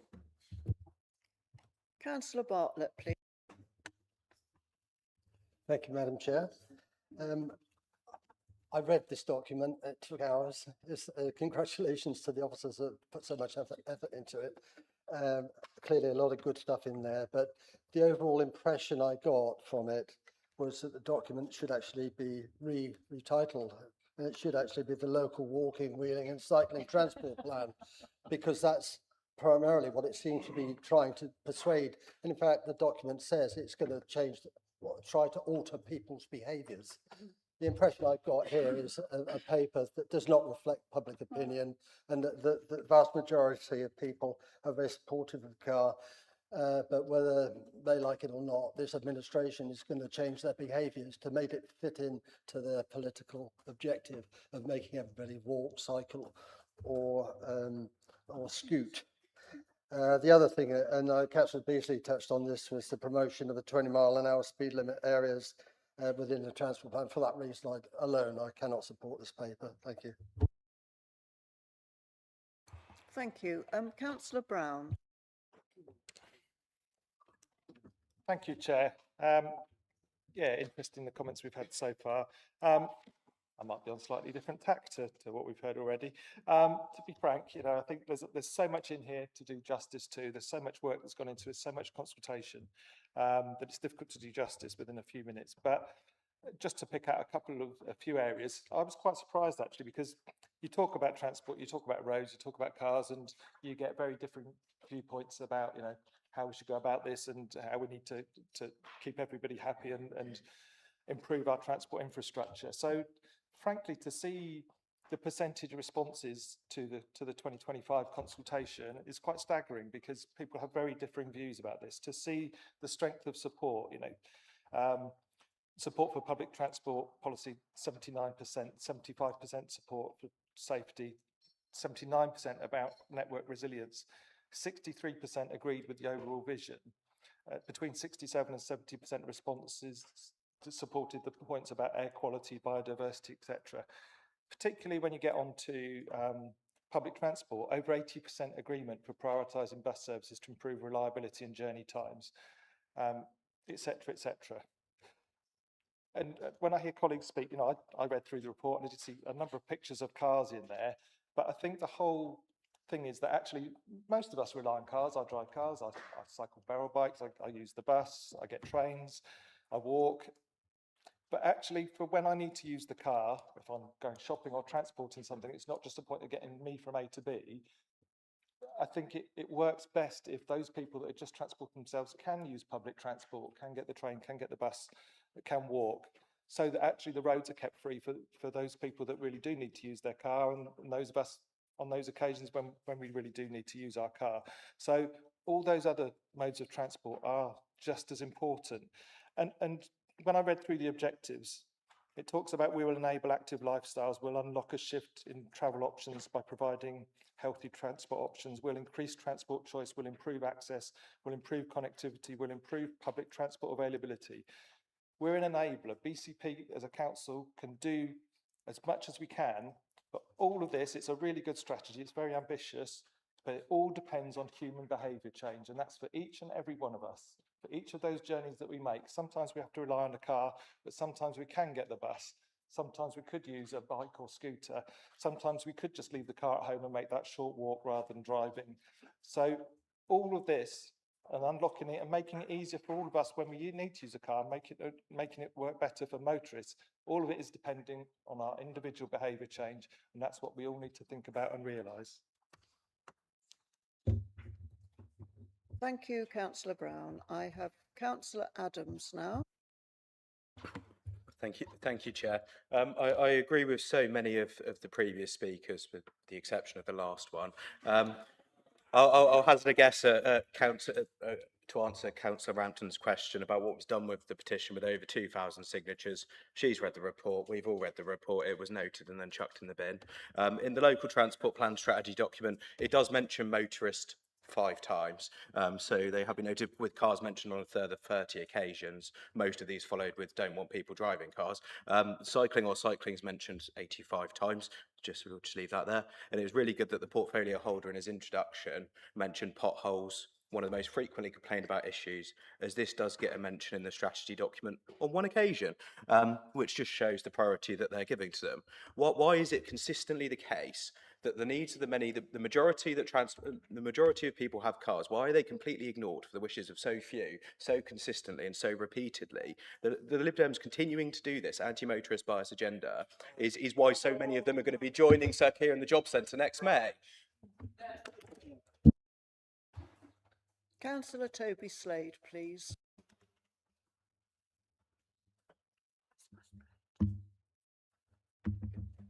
Ready to go? I recognise the need for a local transport plan, and I understand that it is an important securing future funding. However, I cannot support this version because I believe it places too much emphasis on active travel and insufficient emphasis on the everyday reality that many residents, families and businesses remain reliant on the car. We've already seen schemes that have caused significant disruption to the traffic and local communities, and I'm concerned this plan continues in that same direction. I support investment in walking, cycling and public transport where it is appropriate, but that should not come at the expense of a balanced transport network that works for everyone. And for those reasons, I won't support the plan. Councillor Howell, please. Thank you. And we do need a balanced network. You know, we have to move around. People have jobs. People are, you know, elderly. Some people have issues. I mean, I've cycled here tonight, but for much of the last year, I've had ankle injury. It's made it really kind of difficult to cycle up hills. You know, you've got to have a system that works for everybody, but it's perfectly acceptable to try to change people's behaviour. Indeed, that is what the majority of people in this country actually want politicians to do. Consistently, between 60 and 80% of people surveyed say that they think we ought to be doing more about climate change and related environmental issues, and yet the politicians don't do that. You know, the reality is that politicians in general, you know, they're too stuck on Facebook, legacy media. They're too worried about the very loud but minority voices that complain about the impact on motorists, etc. You know, what people are crying out for is some leadership here, and it's just not coming. It's not coming from our national politicians. It's not coming from many of our local politicians. We just need to stand up. Thank you. Councillor Tarling, please. Thank you very much. I support the local transport plan. We need one, as I think I already stated.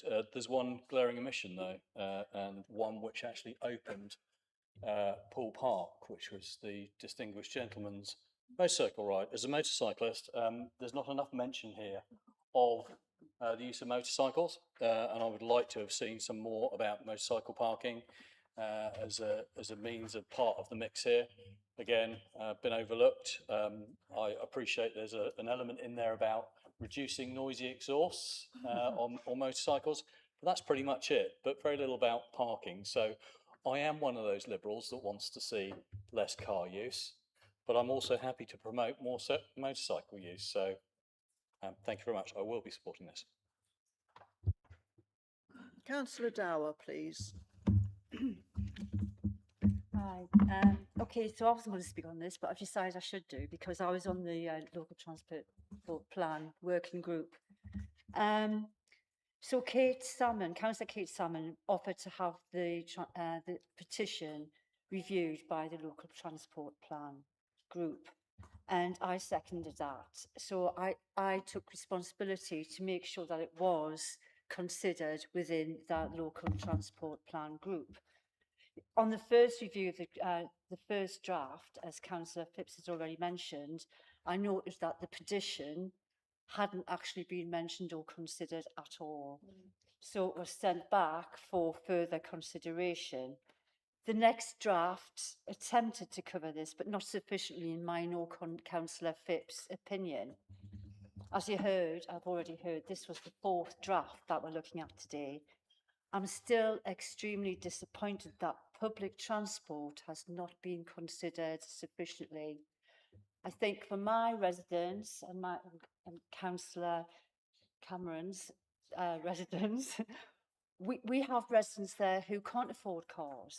They're too ill or too old or disabled and can't actually cycle.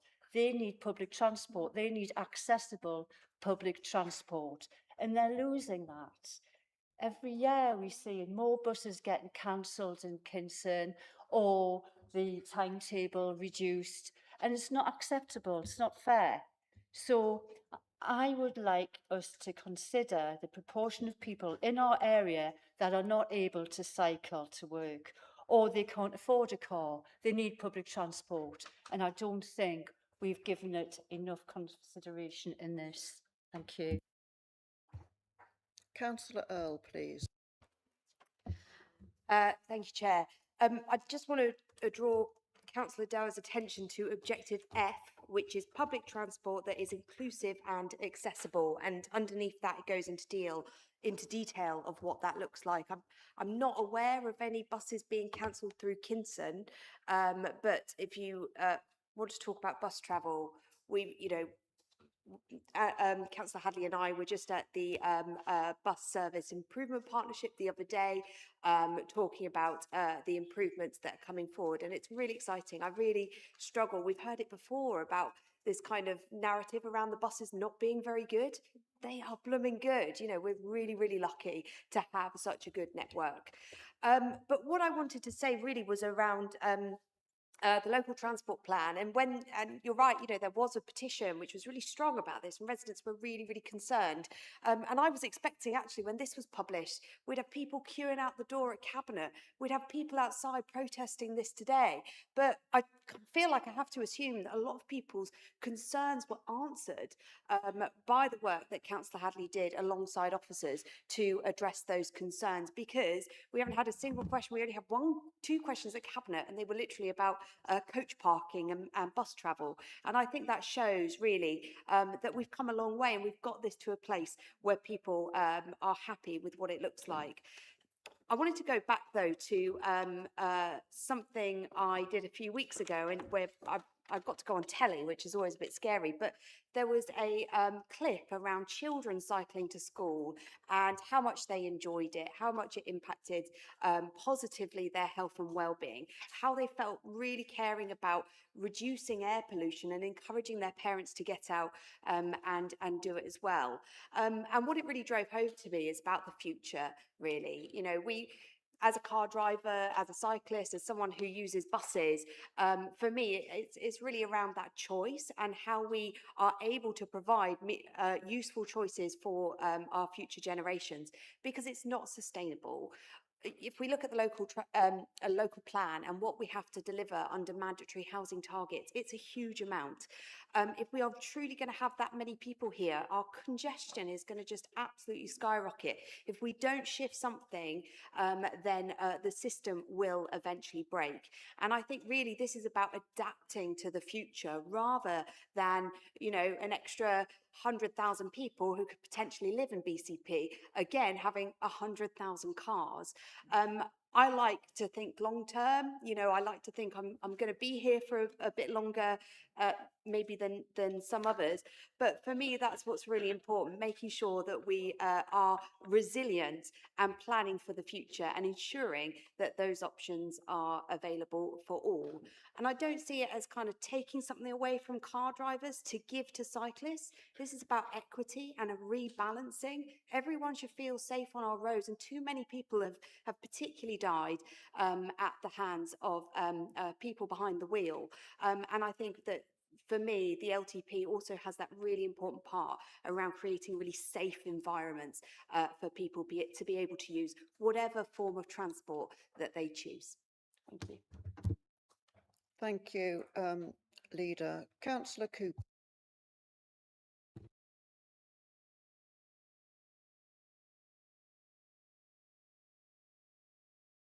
Leave it. Okay, I do support the plan, but I want to talk about buses and cars and stuff like that. I think car drivers' voices have been too strong for far too long, and we've got a really good example with Manchester at the moment and the B network. That's long-term strategic thinking, and we have a new Prime Minister who made that happen as a mayor. And with devolution and regional powers changing, we will have the authority years ahead, and I agree with the long-term strategy on here, to think electric, to think that in Manchester you can go from Macclesfield by bus, by tram and by train on one ticket. You can go right across because all the providers are working together with Manchester, the Greater Manchester Authority, who kind of holds the franchise, if you like. So we need to understand the market economy on this. But at the moment, we've got an almost like an anarchistic free market economy, different buses providing different services. They won't go to places that are not profitable. We've got old people who can't afford cars, who feel stranded. We've got a railway network which has been destroyed. You know, you can hardly get anywhere on the bloody train, pardon me, these days. So I think the long-term thinking, green technology, yeah, everybody needs to get in a car. We need to get in a car because our public services have been decimated and destroyed in terms of public transport. And we have a duty long-term to go to electric network, to reduce our carbon footprint, reduce the pollution. At the moment, we are poisoning people daily right across this conurbation. So we have a very, very long-term plan to reduce that. And I hope that we can play part of that legacy. So go green, go electric, go public transport, leave your car at home and get on your bike if you can and give someone a ride while you're at it. All right, thank you.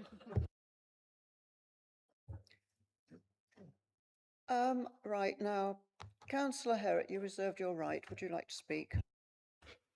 Well, there's quite a lot to cover, isn't there?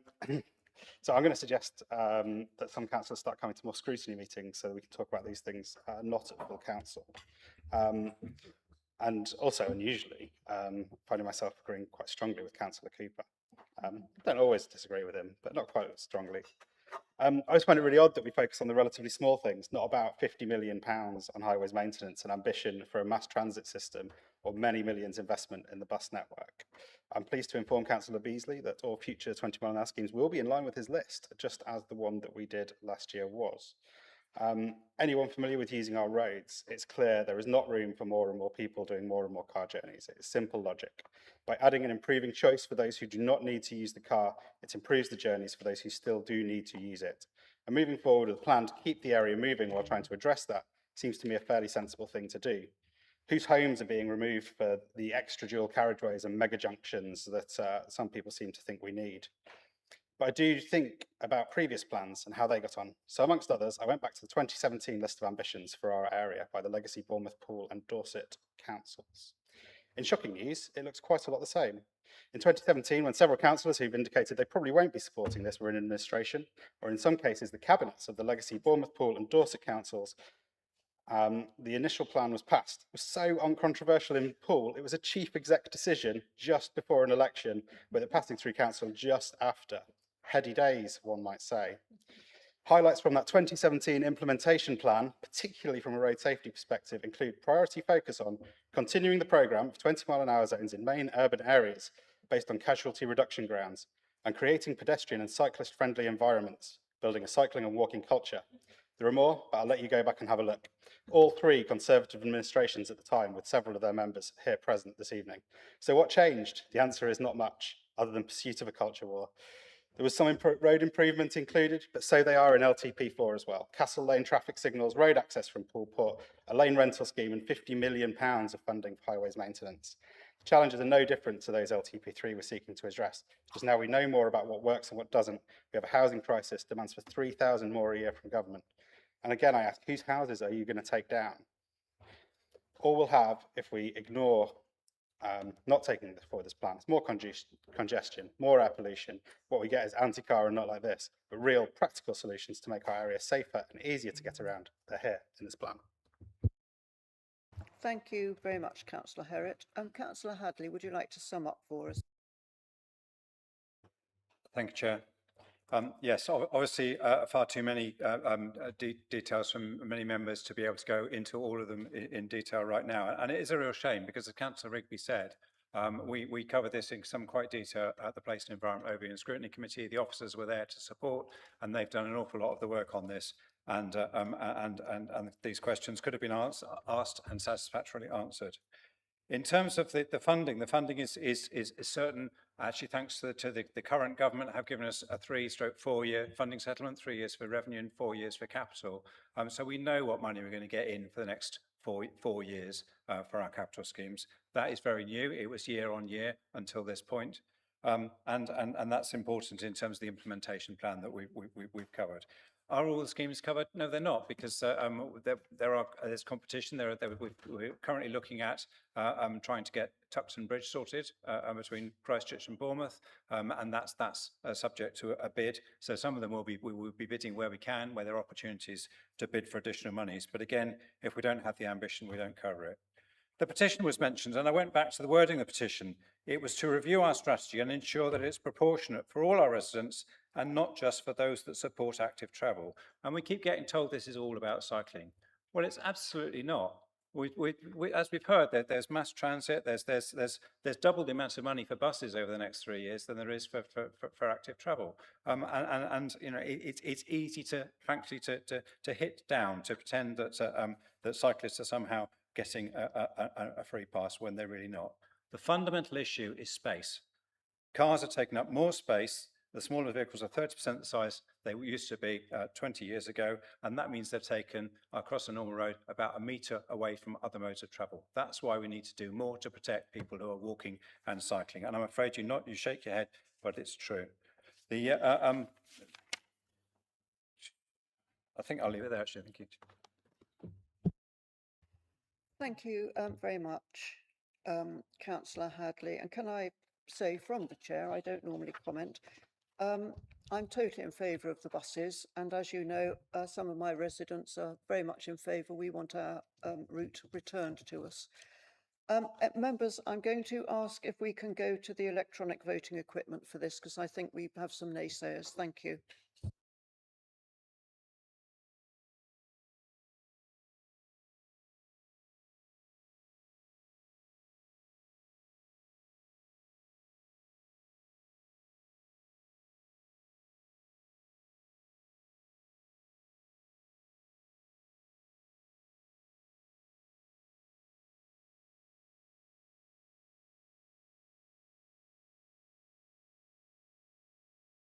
Have we all voted, members?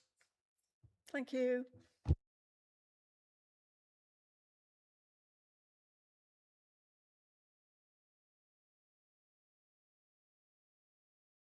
So that is passed, members.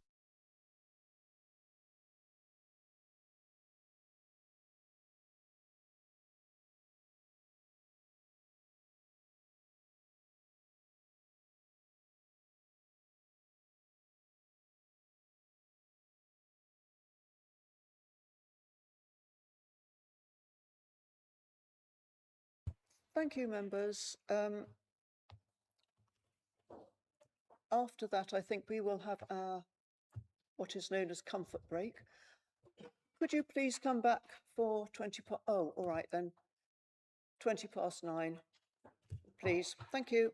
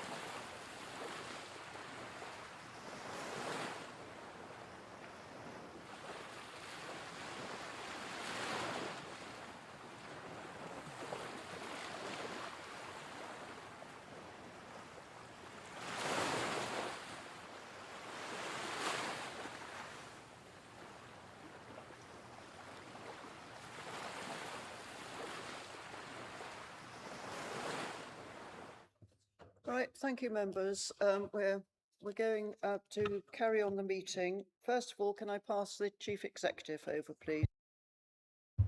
Thank you. Just a quick update on apologies received. We've received 2 more apologies which we want to formally record. So that's Councillor Jackie Edwards and Councillor Eleanor Connolly as well. So for the minutes, we'll record those. Thank you. Back to you, Chair.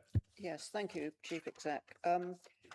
Right, we're on to item 6D, minute number 32, keeping BCP moving safely. Moving traffic enforcement, Councillor Richard Herritt. I understand you're going to move this recommendation, and I believe Councillor Hadley will second. Thank you.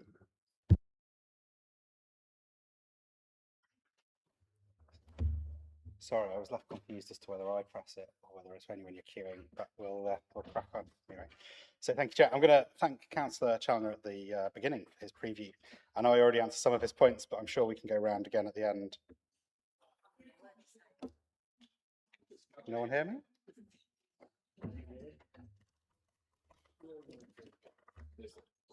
I mean, I can get closer, but it's a bit of a hunch.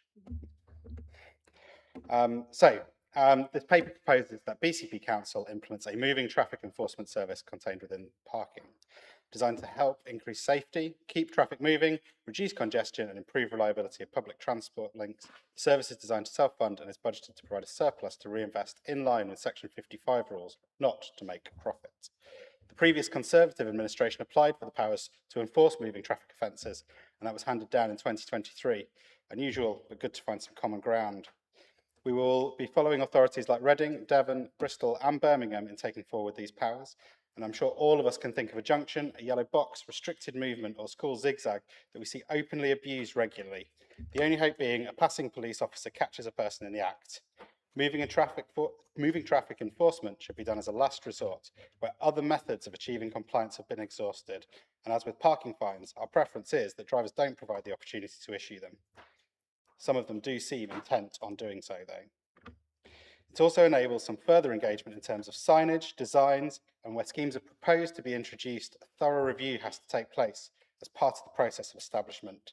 So overall, a scheme seeking to improve safety and reduce congestion. I do suspect there will be some accusations about money making. However, I will say there is an easy and convenient way for drivers to not have to pay any money to the council in this scenario, and that would in fact be a preferable outcome. Thank you, Chair. Thank you, Councillor Herritt. Councillor Hadley, you're going to second. Thank you. Yes, happy to second and reserve my right to speak. Right, members, do we have any wishing to speak on this? Councillor Farquhar. Yes, indeed, Chair. I broadly support this because, as Councillor Herritt says in his introduction, if you want to avoid an instant fixed penalty notice, then don't commit the offence. This is widely supported in other towns, etc. But the point which I wanted to, or question which I'd like to have answered, was that there is reference to a 6-month warning period. So I wanted to just understand a little bit more about that warning period, whereby it's not necessarily clear that how many offences in that 6-month period before you start receiving a fixed penalty notice. So that clarification would be much appreciated. Thank you. Thank you. Councillor Challoner, you're going to carry on where you left off. Thank you, Madam Chairman, and I do apologise once again for my earlier transgression. I'm putting it down to a combination of age and hot weather. I know you've heard some of this before, but it's like one of those trailers. Sometimes you just need them time and time again for things to sink in. This, to me, seems like, I'll say it again, another Lib Dem cash grab against local motorists, the majority of whom will be our residents. The report states that the objective of civil enforcement should be for 100% compliance with no penalty charges, and that raising revenue should not be an objective. But there are significant revenue projections being proposed, £1.5 million in year 3 from our residents. I'm concerned that such figures will be hardwired into future budgets. I'm also concerned that if they prove financially successful, that the council will introduce further schemes and penalise motorists even further, as has been well documented in towns and cities across the country. I therefore will be voting against this plan, which I know will shock everyone in this room, and I thank you for listening to me a second time round. Thank you, councillor. Councillor Moore, please. Yes, thank you, Chairman. Well, I'm happy to support this, and I'd like to give a local example as to why. Both the previous Borough of Poole and BCP have tried to prevent motorists turning right into a road in my ward, which leads to a residential area with 2 large mainstream schools, 1 special school, a children's nursery, a youth club, men's sheds, a football club, a football clubhouse, sorry, with a mugger and the entrance to well-used playing fields. There is the appropriate road sign at the side of the road and ahead only, painted in white capital letters across the road and actually in 2 places. But none of it stops motorists from turning right. I don't know whether this site will be included, but I would be very pleased if it were. This is definitely a problem location which very much needs improving in the interests of road safety. Thank you. Thank you. Councillor Toby Slade. I fully support enforcing the law where there are genuine road safety concerns, but I'm uncomfortable approving a scheme that is forecast to generate over £1 million a year in net income. Enforcement should exist to improve safety and compliance, not to become a significant budget line. Many residents already feel that this administration places increasing restrictions on motorists, while congestion continues to worsen. I would rather see greater focus on improving the road network and tackling the causes of congestion before expanding camera enforcement. And for those reasons, I will be voting against. Councillor Rampton. Thanks. Thank you, Chair. So many residents are saying that this is no better than a confidence game. I'm being polite there. And if you genuinely wanted to improve journey times for public transport and emergency service vehicles, you wouldn't have imposed hugely wide cycle lanes everywhere. I can see many, yeah, very funny, isn't it? But it's true. Listen. I can see many challenges forthcoming if this policy is implemented from road users. Why is the income forecast to go up if the objective is to change behaviours? According to the statutory guidance, they want to we want to attain 100% compliance with no penalty charges. So how does that work? I don't really quite understand. How do you enforce other vehicles other than cars, particularly the scourge of these e-bikes, scooters, push bikes without number plates? If it's, do I get this right, AMPR? What's my number? Yeah, if it's AMPR being used and they have no number plates, how is that enforced for those other road users? That doesn't seem fair, and it does seem, and no doubt a chuckle again over there, I can guess who that's coming from, but it's war on the motorist again, in my opinion. Genuine question here. If somebody gets a letter for an infringement, say they went into a yellow box, and then 4 months later, they make another mistake, a different mistake. I can't think what, they do a turn where they shouldn't or something. Will they be fined for that? Or will that be a different infringement and then there will be another 6-month period before anything happens if they do it again? So here we go. We've been talking tonight about a bed tax, a tourist tax on our visitors, because this doesn't just impact our residents, this impacts our visitors as well. You're going to charge them for their beds, now you're going to charge them for their vehicles, for their cars. 3.4 million over 3 years invested in car park maintenance. You got rid of so many car parks. What are you going to do with the money? Oh, I know. Maybe you'll repair the lifts that are still out of order in the car parks. Or a few more cycle lanes, yes, as my colleague says. Thank you very much. So I really have to go along with my residents and other people who are not my residents who have criticised this policy. I will not support it, and I trust that others will feel the same way. Thank you, Chair. Thank you, Councillor Rampton. Councillor Pattinson West.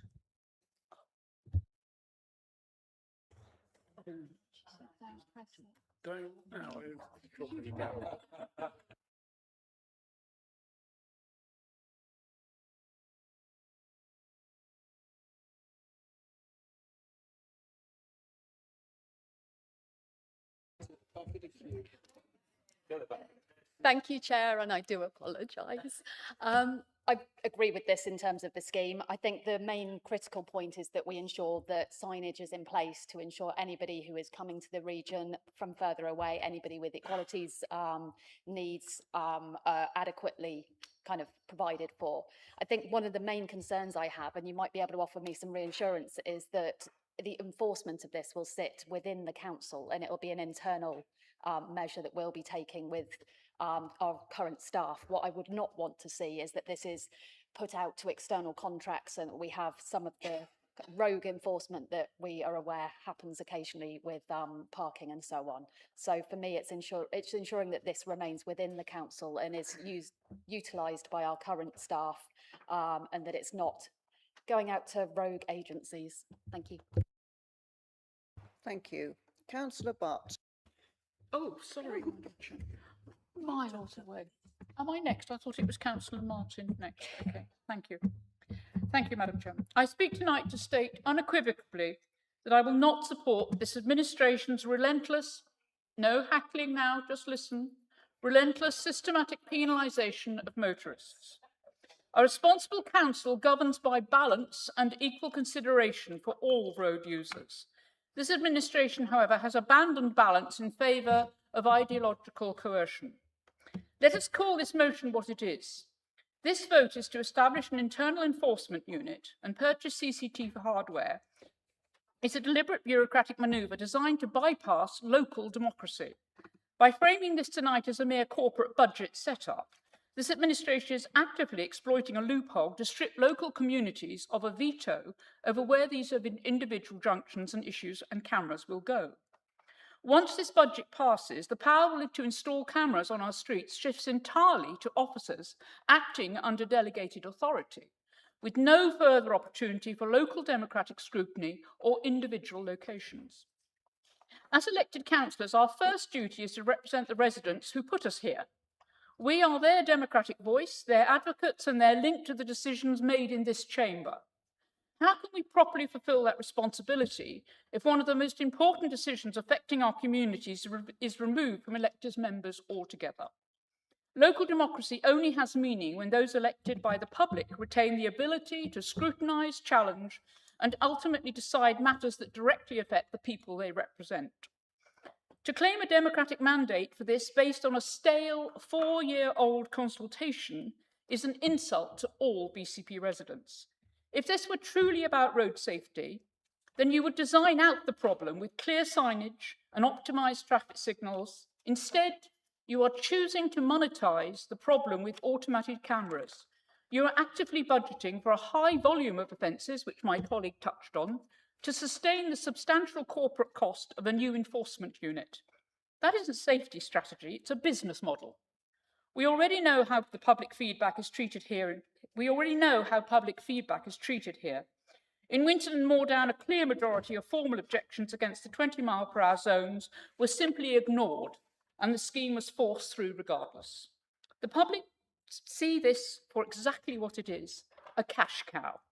Fortunately, residents are fully aware that the BBC Council elections take place on the 6th of May 2027, and they will welcome, I am sure, the opportunity to elect councillors who actually listen to them.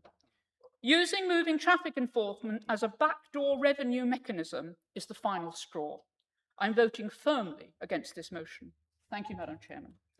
Thank you, Councillor Butt. Councillor Trent. Thank you, Chair. It doesn't seem very long ago that I was actually getting contacted by residents that were unhappy when we removed the camera enforcement card, which was probably introduced by the very people who are criticising this idea. They said, you know, sort of, we got problems, where's this tool gone? So I welcome this. And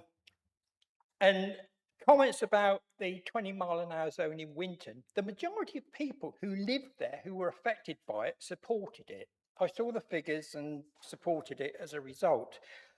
The only thing I will agree with the previous speaker, and it won't make me very popular with some, and that's that I just wish it was possible to identify the maniacs that, and there are a few, dare I say this, on two wheels that drive through red lights, drive across pedestrian crossings and things like that.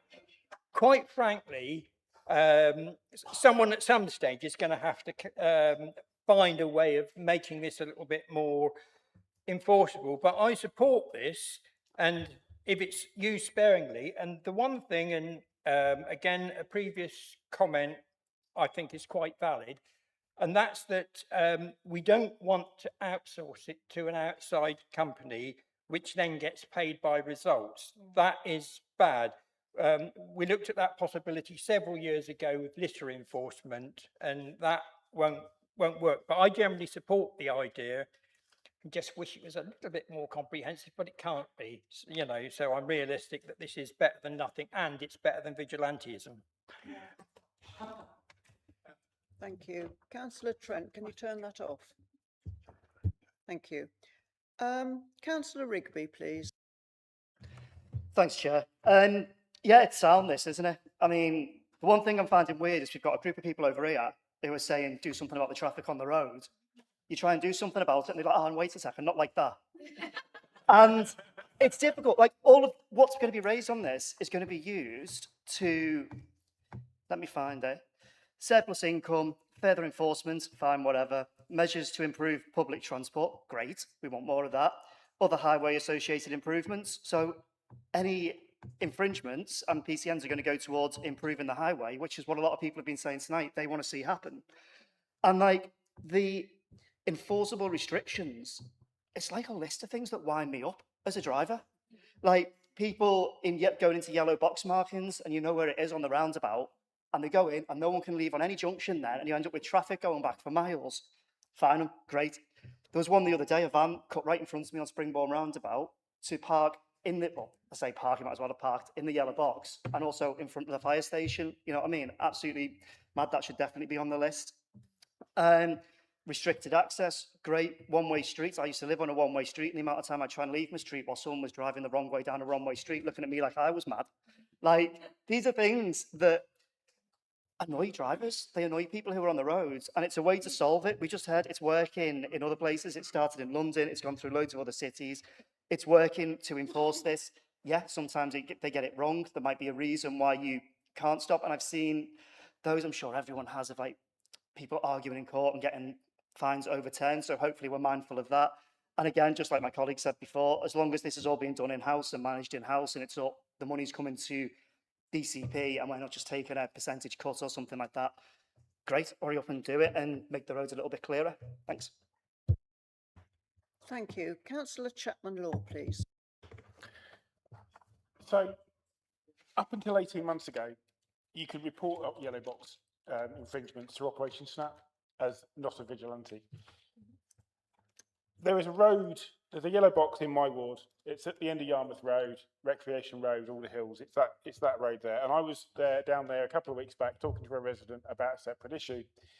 And whilst I was stood there watching what was going on, all hell was breaking loose because drivers were continually stopping in the yellow box junction for Recreation Road, which goes to the local school. And because people were stopping in that yellow box junction, people were unable to turn into Recreation Road, which then backed up to the lights at Yarmouth Road and up towards Herbert Avenue. And it was causing mayhem just because one or two drivers were breaking the rules. And I am perfectly fine with a small number of drivers being fined, breaking the rules, helping to fund our road infrastructure. That is not a problem with me at all. And if it makes the roads work better, then that's great as well. I don't care on my bike, on my e-bike, my legal e-bike, it's not a motorbike, by the way. I have no problem at all on my e-bike. I just filter through it. I don't care if everybody else is screwing up the roads. I can just go past them all. But we need to free the roads up so the people that do need to get somewhere can get somewhere by car if they need to. And I should be supporting this. Thank you. Councillor Beasley, please. Thank you, Madam Chair. I wouldn't dare. You've warned me off. So I support proportionate enforcement where it demonstrably improves road safety. However, I think the report deserves particularly careful scrutiny. And some of the questions that I think are worth asking are firstly, the report forecasts significant future net income. If the primary objective is improved driver compliance and road safety, shouldn't income reduce over time rather than become an ongoing revenue stream? What objective evidence has been used to determine each proposed enforcement location? There must be a list, there must be a forward-looking list of those areas and those places where that is important. And I would question, are those largely revenue driven? Will every location be supported by demonstrable road safety concerns or repeated contraventions?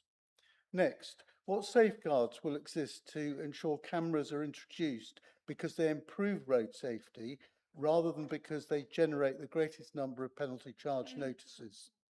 The last one really is, will members receive regular monitoring reports detailing compliance, casualty reduction, appeals, public feedback and financial performance so the effectiveness of the scheme can be properly assessed?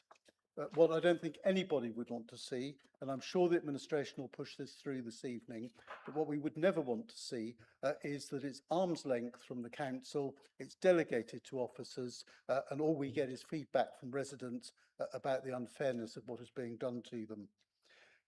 Up and beyond May 2027, in my view, these proposals create a blank cheque for the future. Public confidence in these powers will depend entirely upon transparency, which is really lacking, in my view, with these proposals, and I shall be voting against them. Thank you, Madam Chairman. Thank you. Councillor Andy Martin, please. Yeah, thanks, Chair. Just a couple of quick points. The old motoring lobby is in full throttle here tonight, aren't they? Especially you, Cameron. I'm a fully paid up member of the motoring fraternity. I drive everywhere. I don't get a bus. I haven't got a bike. I do walk, but as my fellow ward councillor just pointed out, that's only with the dog. But I do agree with Councillor Slade. This is about safety. You hit the nail on the head. Most others haven't talked about safety, but you have.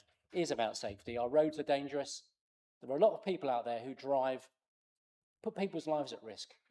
I've got we've got two schools in our ward, and I'm sure everybody else has got schools in their ward as well. If you look at the way that parents drive, drop off, pick up, race to the school, race away from the school, now that all can't be picked up by MTE, but actually it should be a lesson to us that we live in dangerous times and people are gambling with people's lives, children's lives, other people's lives around our schools and elsewhere. So I think this is really important and I will support it. My final point would be to Councillor Butt, which was in the elections next year, residents may want to vote for councillors or candidates who listen. I would say they might also want to vote for people who try to do things to make our roads safer. And they might also want to vote for candidates who do not cross the floor and join another political party or another political group when they can't be bothered with their own one. That's it. Thank you.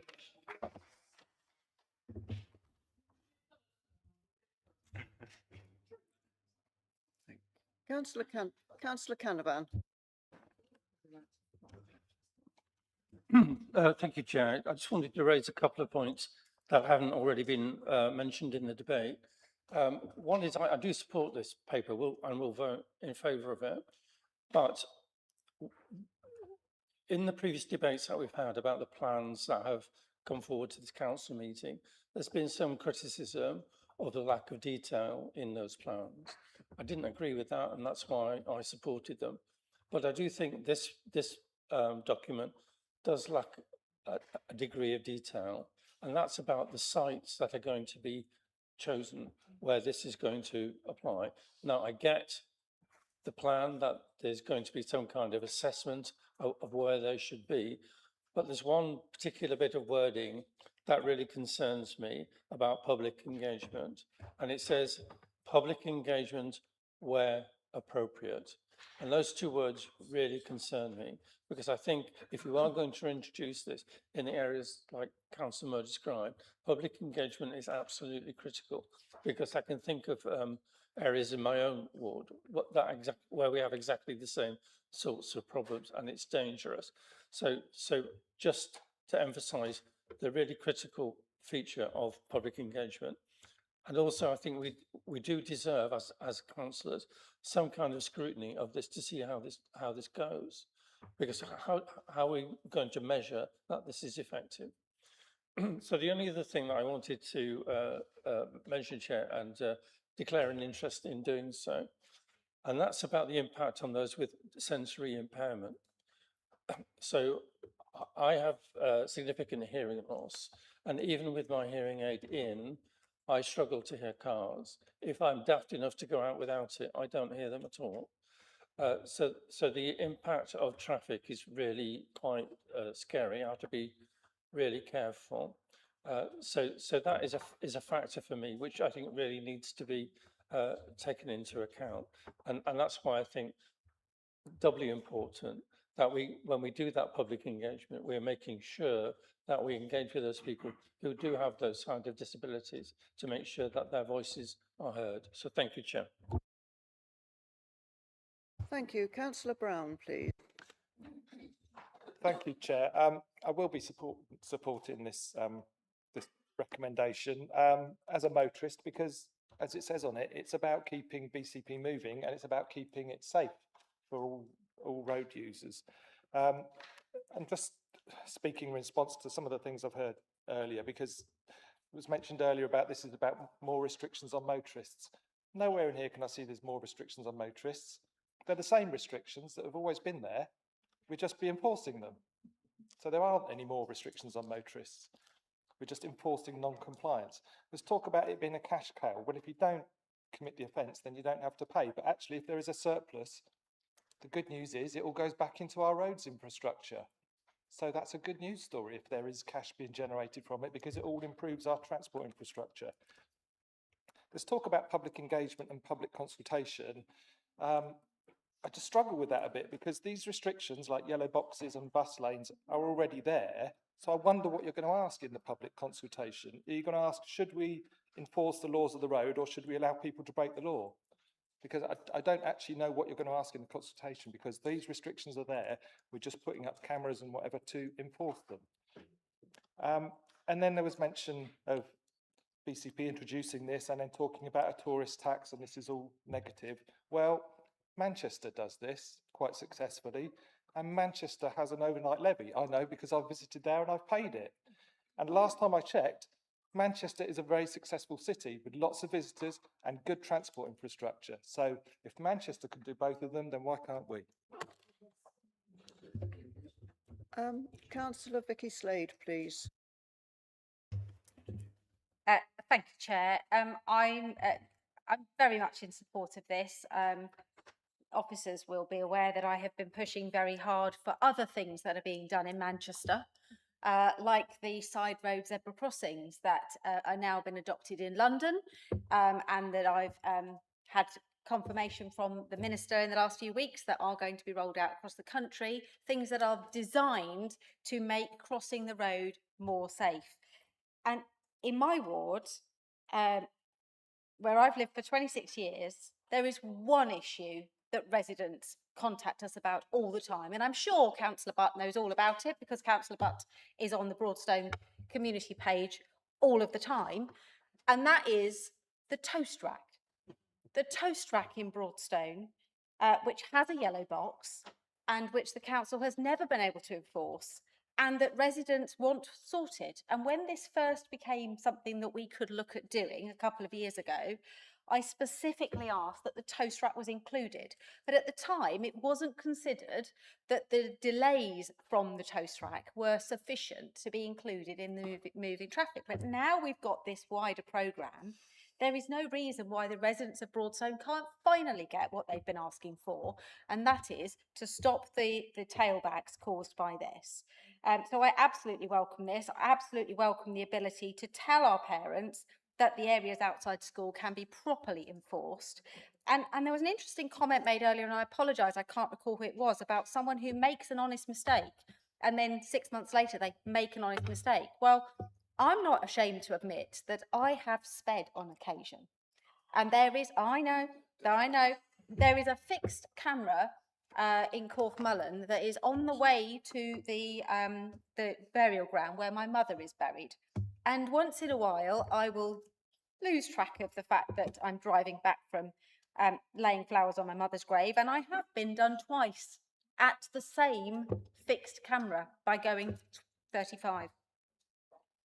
I don't go back and say, well, like, sorry, it was a second mistake. I pay the fine.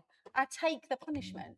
And if people choose to break the law and they choose to break the law again, then they shouldn't be surprised to be fined a second time. So I absolutely welcome this. This is great for road safety.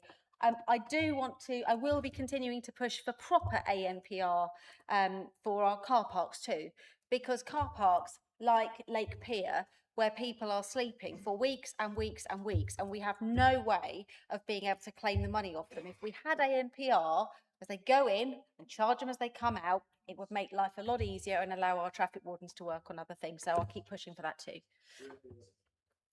Thank you. Right, our last speaker, last but one speaker apparently, is Councillor Cameron Adams.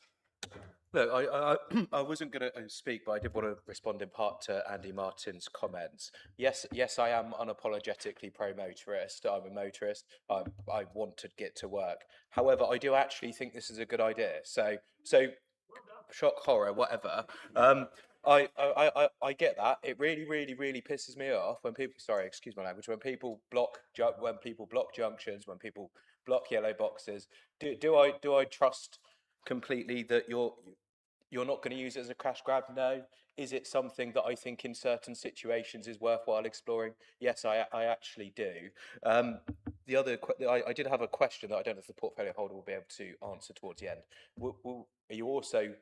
Could you also get points as a result of these infractions or not? That's just my own knowledge. I've seen a shake of the head, that's fine. But on balance, I'm willing to give it a go, but I really hope there can be meaningful scrutiny of where these sites are and we can have actual member engagement, because I'm not convinced we will get that, but I very much hope so, and I'm willing to give it a go, even though I'm completely pro-motorist and completely hate cyclists and all this other stuff that you might want to say.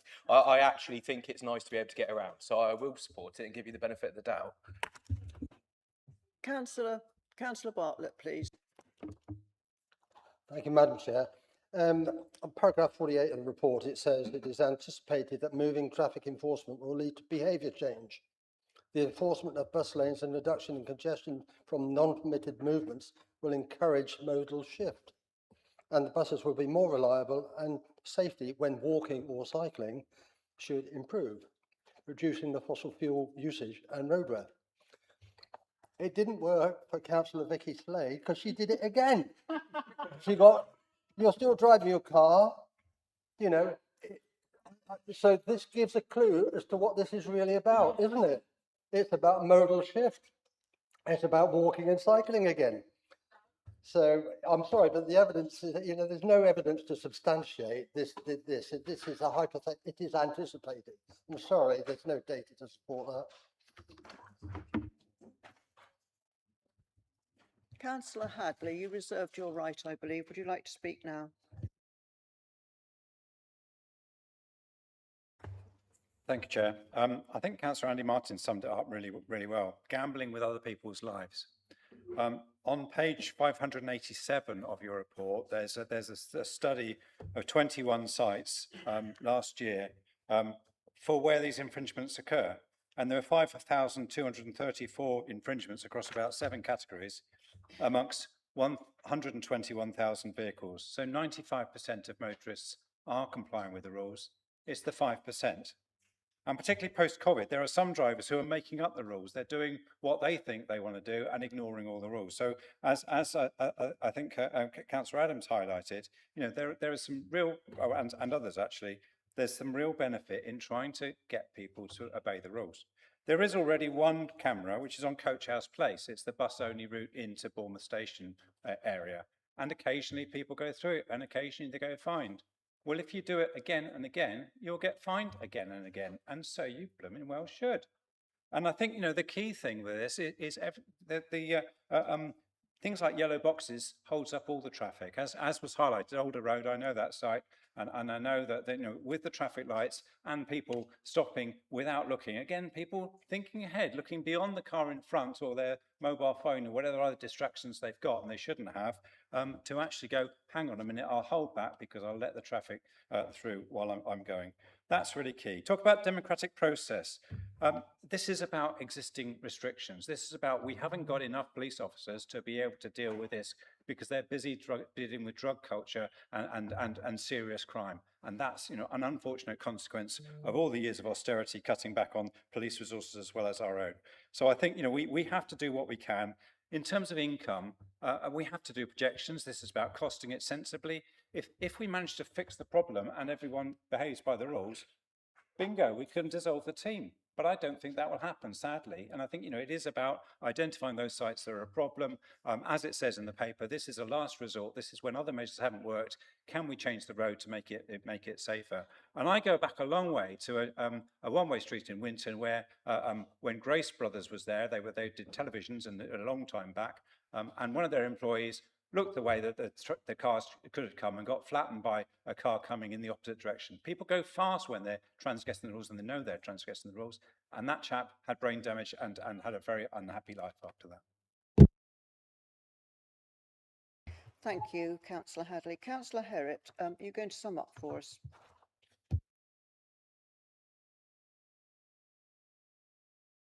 Thank you, Chair. It's always fun to hear the party of law and order make arguments for breaking the law as long as you're driving a car. And I'm going to say it again, there are committees that you can ask detailed questions about these things and receive answers from officers on. And I would encourage everyone to engage with that process. Vehicles without number plates are a matter for the police, and I agree with Councillor Trent that illegal motorbikes should have more enforcement against them as well.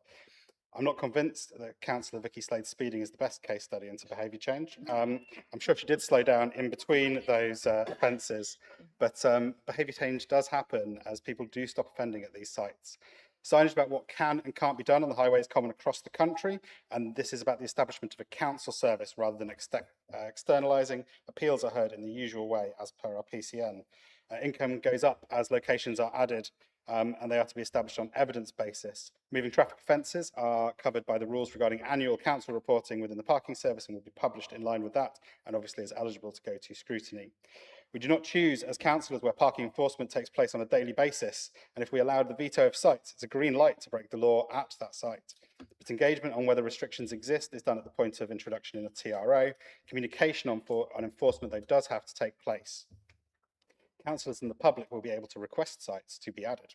In Winton and Moordown, there was 60% support for 20-mile-an-hour zones from people that live there. People want drivers to go more slowly where they live. The moving traffic regulations actually do their very best to make sure that drivers do not receive fines. The first 6 months of enforcement, if a driver gets caught, then they receive a warning on their first offence per location.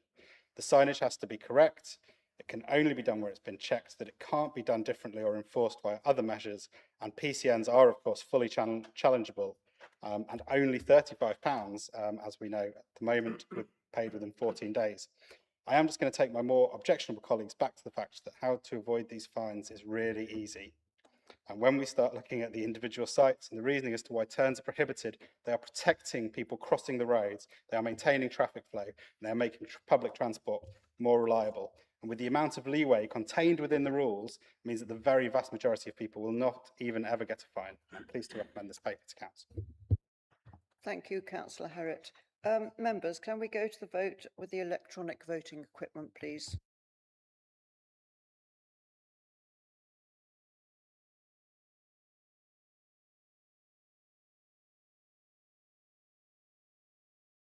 Has everybody voted? Yes.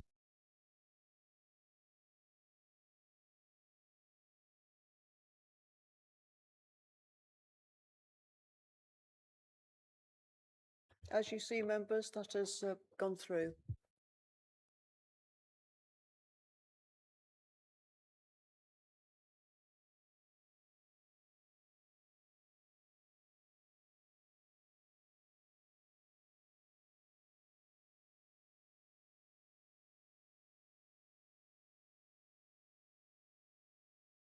Can we move on now to item 6E? Minute number 33, disposal of land at Cabot Lane Pool. Councillor Cox, I understand you're going to move the recommendation. Councillor Brown will second. And can we note, members, that there are appendices attached to the report which are exempt, and if any member wishes to comment or discuss those matters, we will need to exclude the press and public. So, Councillor Cox.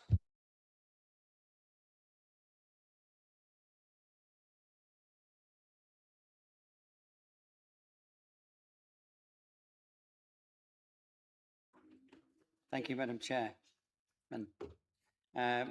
Colleagues, this report seeks approval for the disposal of the council-owned land at Cabot Lane Pool to Wessex Water. The proposed transaction supports the delivery of the pool's strategic resources option, which we are promised that this is a significant water resilience scheme designed to improve long-term water supply and reduce abstraction from environmentally sensitive river systems. Now, Wessex Water hasn't the best reputation for water quality, as we all know. We are all more than aware of the degradation of the rivers of Avon and the Stour, which has occurred under their watch. Nevertheless, we do look forward to working with them to start making improvements. However, these are not just words. We want to therefore set aside 5% of any proceeds from the sale of this as a provision specifically to finance water improvement proposals across BCP as part of our commitment to get these improvements started. In addition, this administration is making plans to hold a public meeting in Christchurch to hold those responsible to account for inviting all the respective parties to answer to the public, hopefully in the next month. Wessex Water has the ability to seek to acquire this land through compulsory purchase powers under Section 155 of the Water Industry Act 1991. A negotiated disposal like this provides the Council with a greater responsibility over the terms, the timing and the outcome of the transaction when compared to a compulsory purchase, which can be uncertain, time-consuming and resource-intensive. The disposal will also enable the relocation of the new-to-use service and the wider asset rationalisation, which in turn supports the delivery of the Council's Special Educational Needs and Disabilities Accommodation Programme. The the proposal has been reviewed by the cross-party Strategic Asset Disposal Working Group and the relevant ward councillors, and has been endorsed, and they have endorsed this approach. I therefore seek that we recommend that Council approves the disposal of Cabot Lane and delegates the authority to the Corporate Property Officer, i.e. the Section 151 Officer, in consultation with myself and the Monitoring Officer to finalise the detailed terms of the disposal and enter into any negotiations. And finally, sets aside 5% of the proceeds on this disposal as a fund to improve water quality across BCP. Thank you. Thank you, Councillor Cox. Councillor David Brown is seconding. Do you wish to speak now? No, I'm just happy to second and reserve my right to speak. So. Thank you. Councillor Butt, do you wish to speak? Thank you, Madam Chairman. As a ward councillor, I think it's only right. Well, shock horror. In this instance, I can see the sense in the process and I can see the sense in the proposal. And where land is genuinely required for nationally significant infrastructure such as this with Wessex Water, it's obviously only right that the council seeks to avoid unnecessary costs to our council taxpayers.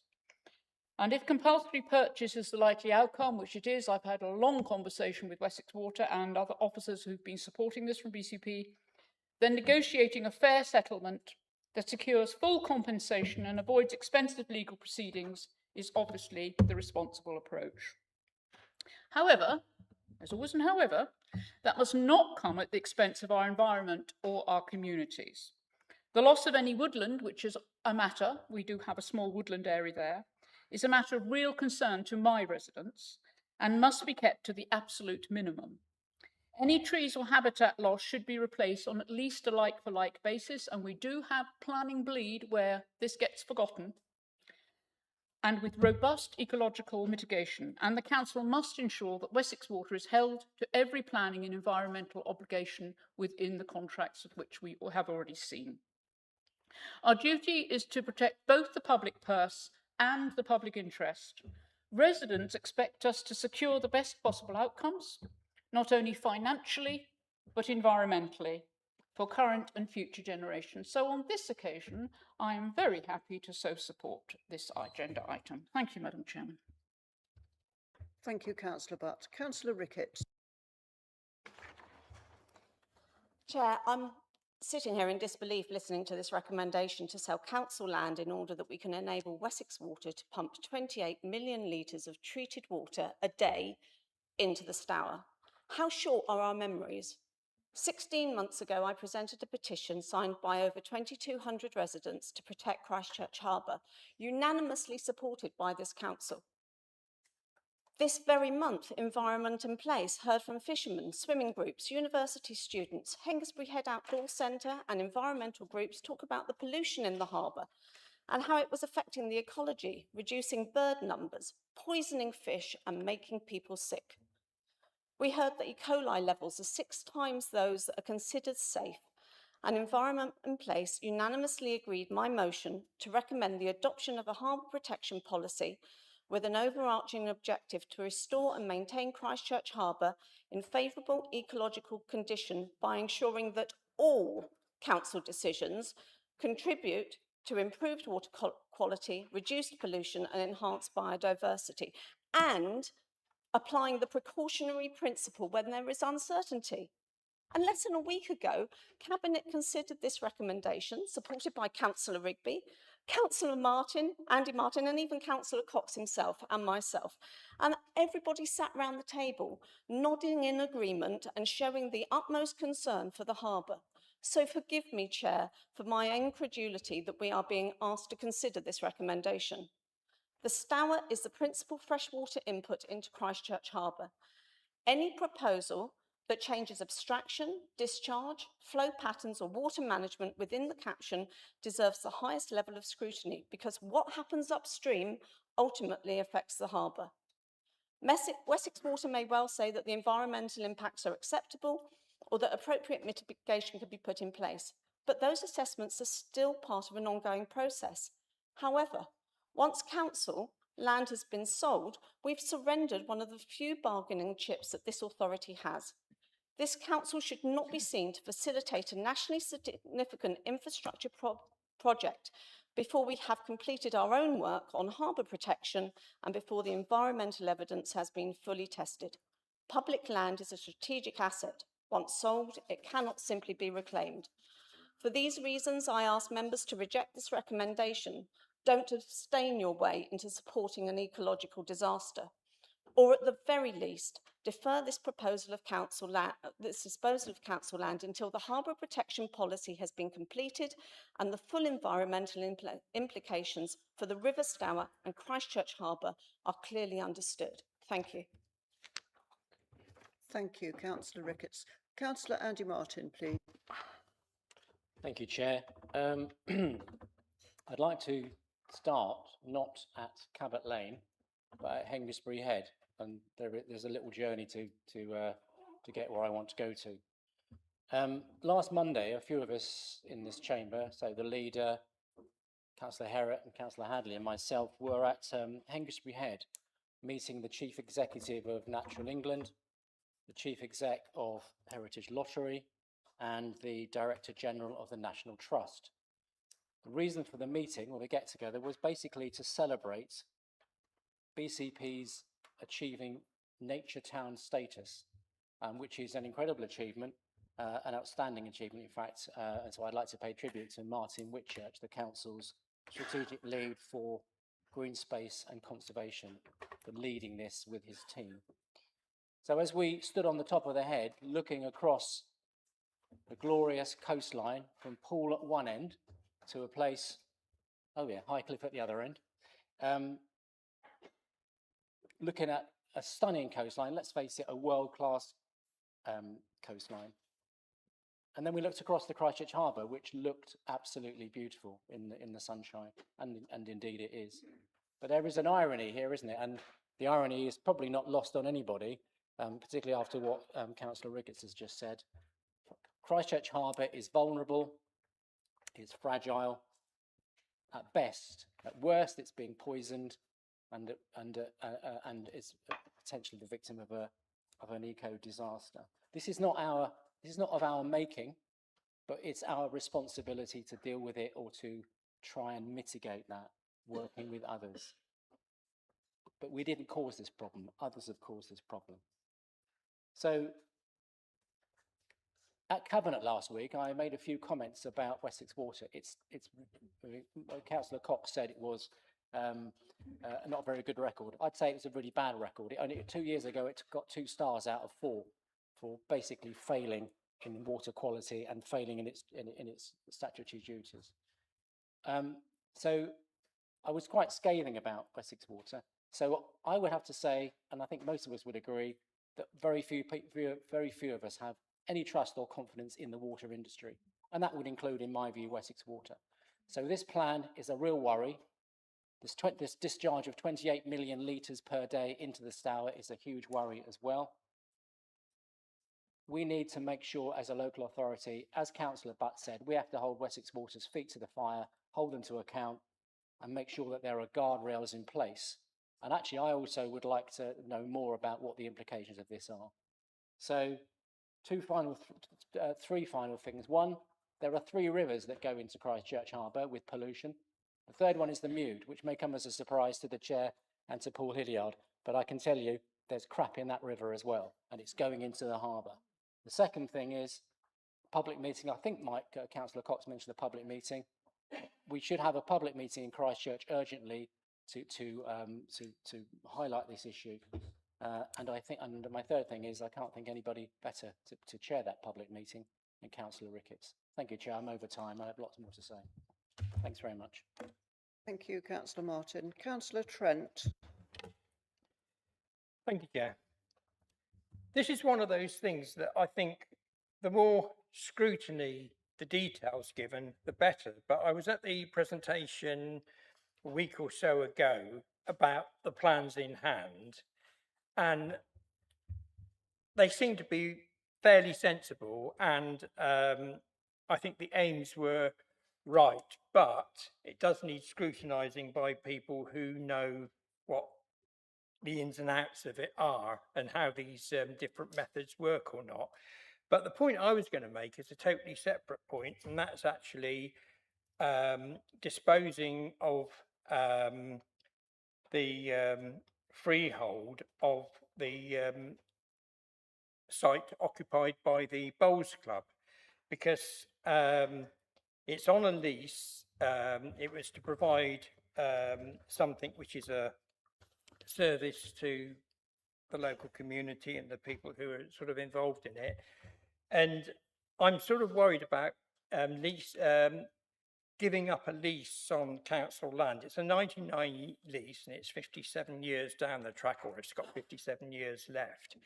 And I'm a little bit worried about sort of releasing that to a possible free-for-all, because we know what people are like once they own large amounts of land and, with development potential and so on. And I wonder whether maintaining the lease on some of the land where there are trees would actually go some way to satisfying that side of things as well. So I am a little bit worried about us giving up our hold of some of that land, but I've got no major objections to the scheme as explained to us a week or so ago. But it's just one of these things that does need to be looked at carefully and by people who can get the various expert opinions that they need to make sure that it's done properly. Councillor Tarling.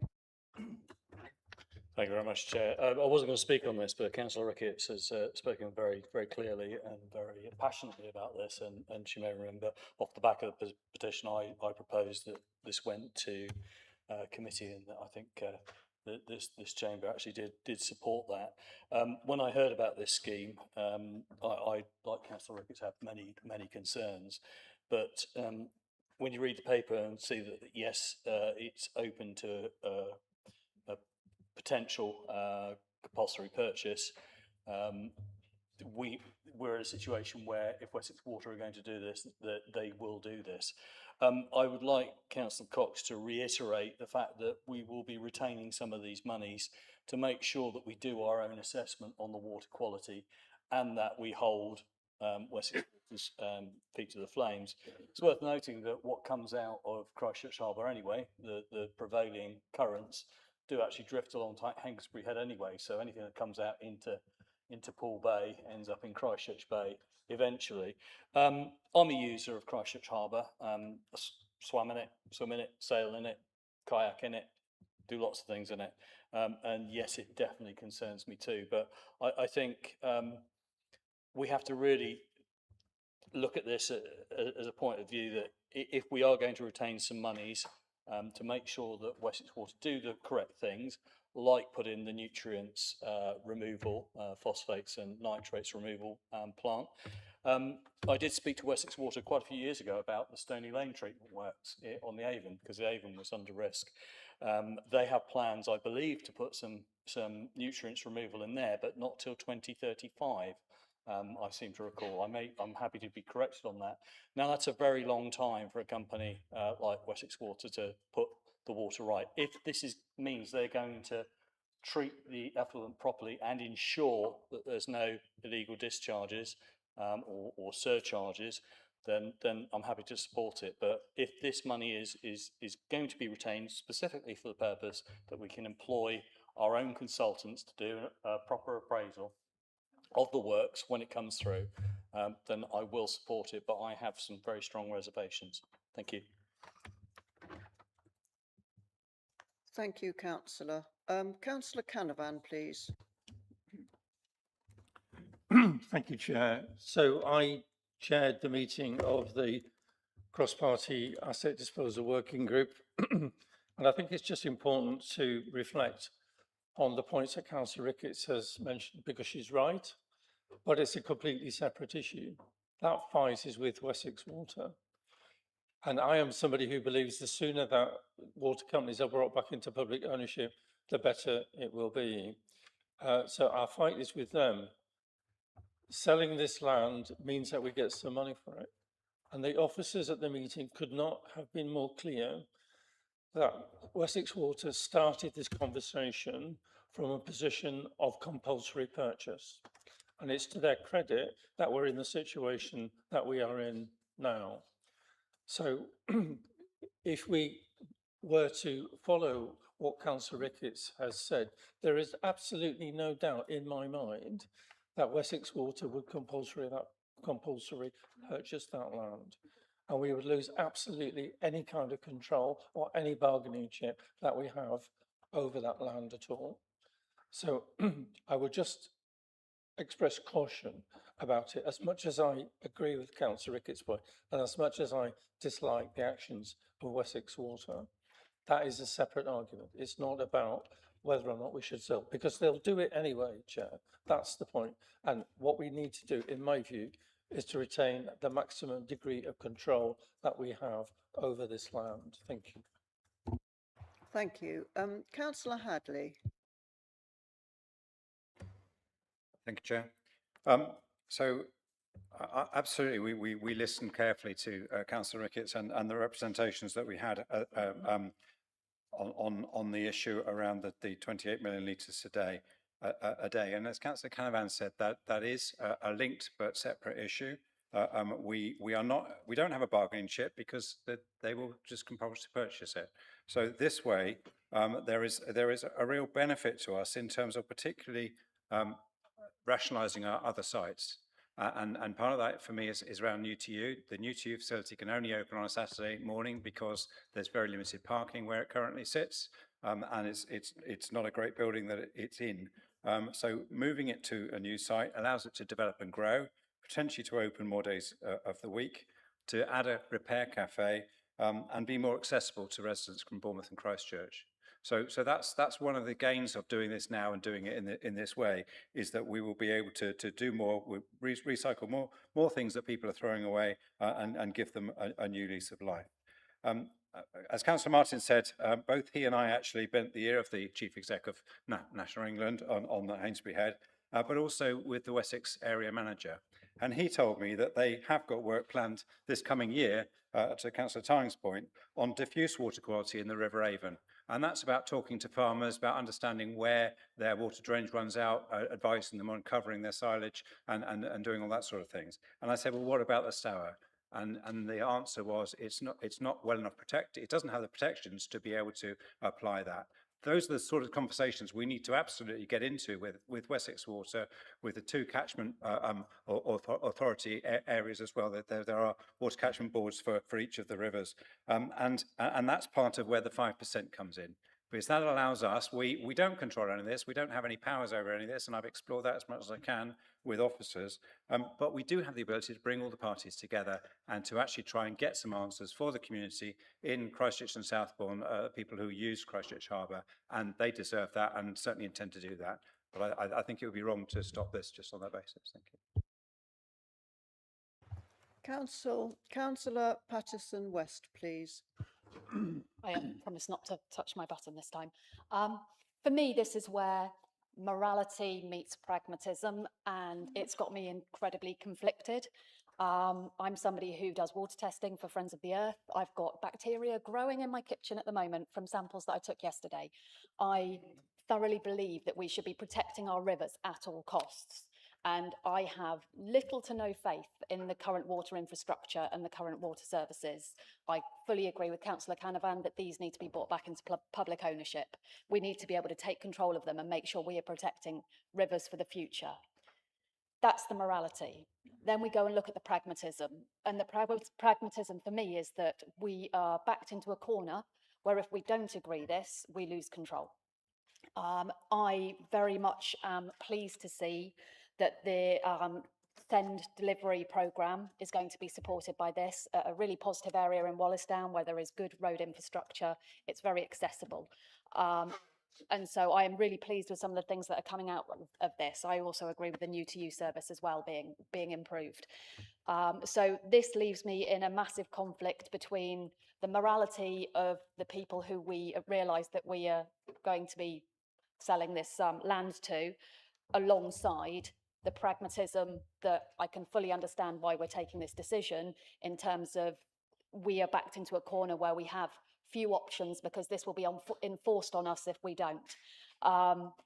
So I would really like to thank people for the arguments they've made. It's put me in a quandary that I didn't necessarily realise I was going to be in, and it's been really useful to hear the points being made. I suspect that I am going to have to support this motion purely for the pragmatic reasons that I've outlined, but it comes with a huge dose of discomfort, and I really want to make the point that we do need to retain that money. We do need to try and hold people to account through whatever means possible. We need to do independent testing to ensure that our rivers are as safe as they possibly can be.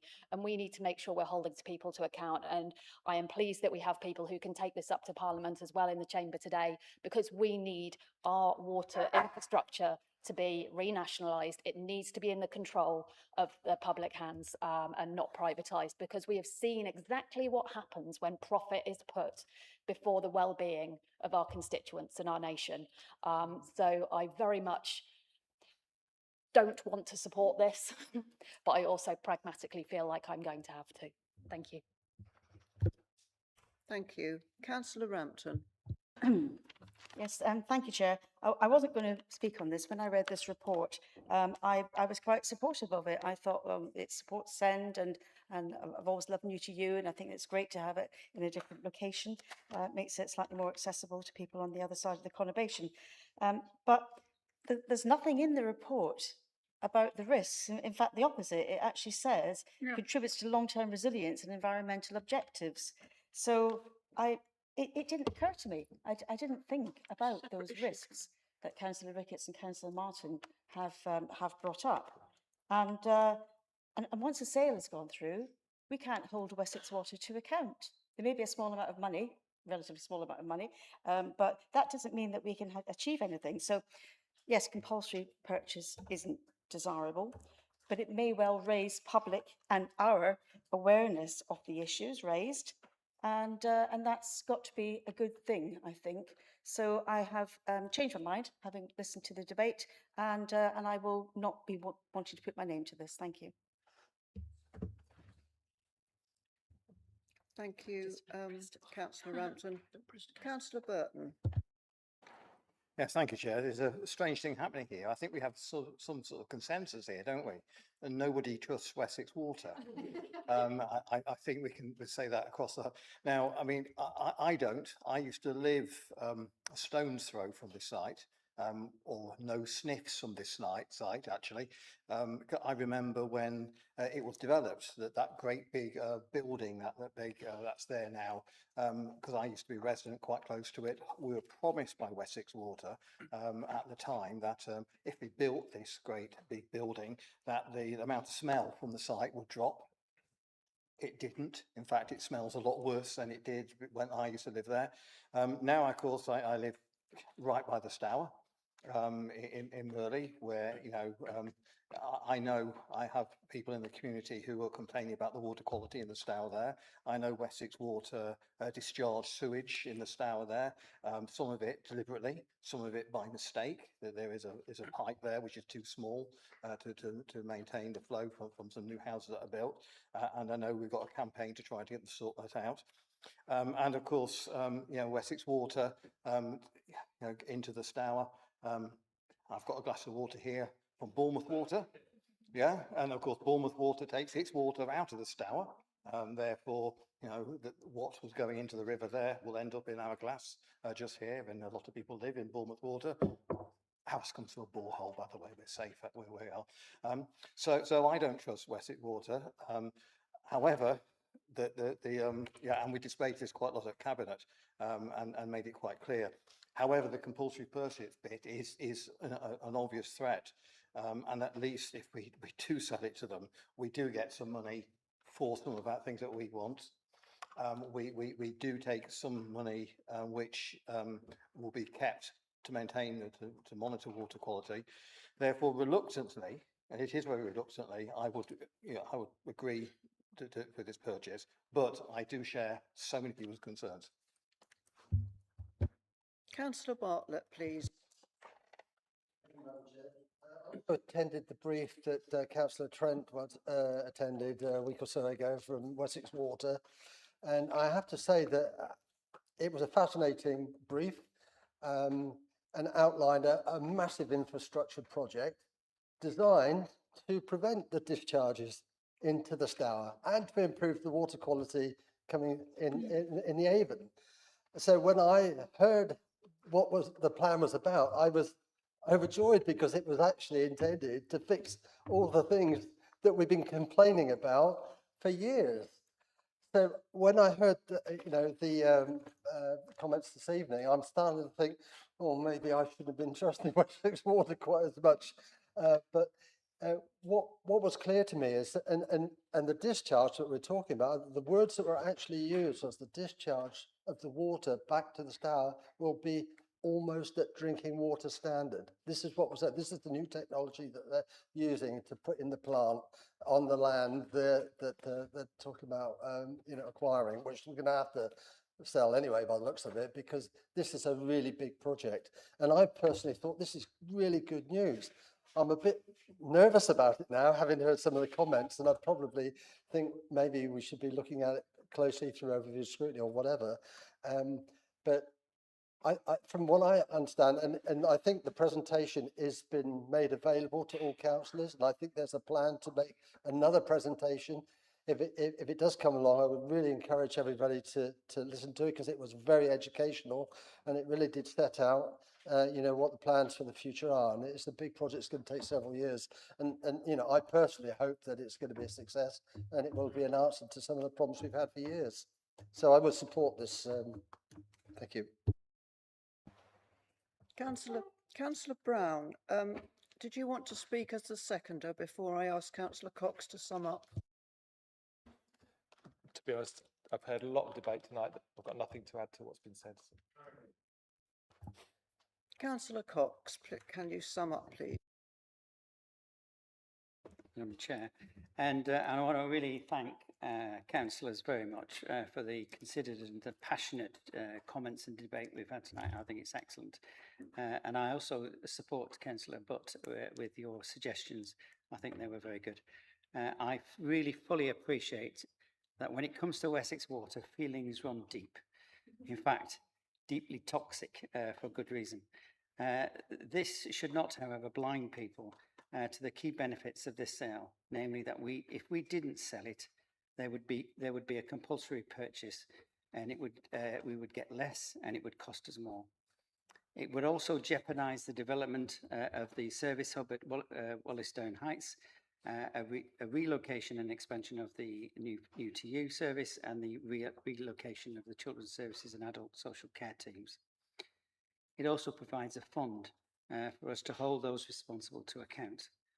Nobody wants to see improvements in the Stour more than me, I can assure you. It runs through my back garden, as it does Councillor Ricketts. So this proposal is, as far as I'm concerned, it should be a win-win-win, with the added bonus that we're setting funding aside to hold those responsible for our water quality to account. We will absolutely do everything possible to hold those responsible to account. We are setting funds aside, as I've already mentioned, to enable it, and we'll hold those responsible to account through public meetings and beyond that. The risks which were mentioned of not enabling this and losing control will be far worse than the risks of progressing this and retaining control. So I would recommend that we pass it. Thank you. Thank you very much, Councillor Cox. And can I just say, members, that was such a good debate because there was a huge amount of information which I think some of us didn't know, some of us did know. So I'm going to ask us now to go to the vote, please, with your equipment.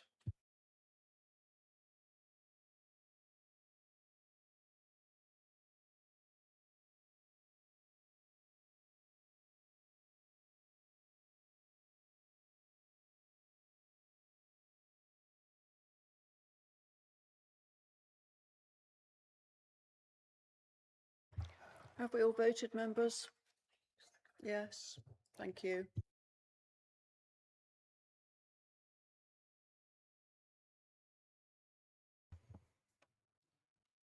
Thank you, members. That's carried, as you see.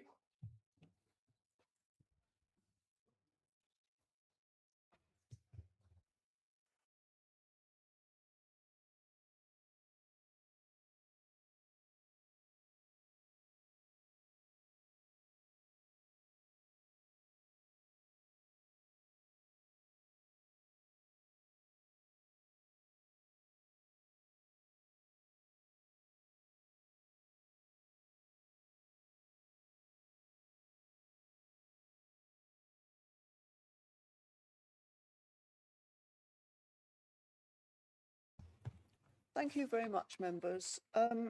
We're on to item 7, appointment of independent co-opted persons to the Audit and Governance Committee. Is Councillor Connolly here? Connolly's not here. Councillor Andrews, I believe you're going to move the recommendation and you have a seconder, I'm sure. Thank you very much, Madam Chairman. Yes, unfortunately, the Chair of Audit and Governance can't be here this evening. There's a good summary of what you're being asked to approve this evening, set out on page 4, top of page 4 of the agenda. Basically, Audit and Governance need 2 new independent persons, and full council needs to approve the appointment. An interview panel comprising the Chair, myself and Councillor Armstrong, selected 2 candidates and reported this to Audit and Governance Committee, and they sanctioned those persons at a recent meeting. The actual names and CVs are in the restricted section of the agenda, pages 55 to 56 if you want to look. In summary, the 2 ladies are both skilled in different ways and well suited to the roles as independent persons, and basically ask you to approve. The actual recommendation is on page 50, I would draw to your attention item D, of which now is asking you to delegate in future to Audit and Governance Committee future appointments as and when they occur. And in the absence of Councillor Connolly, Councillor Armstrong, who was on the selection panel with me, I believe will second. Thank you.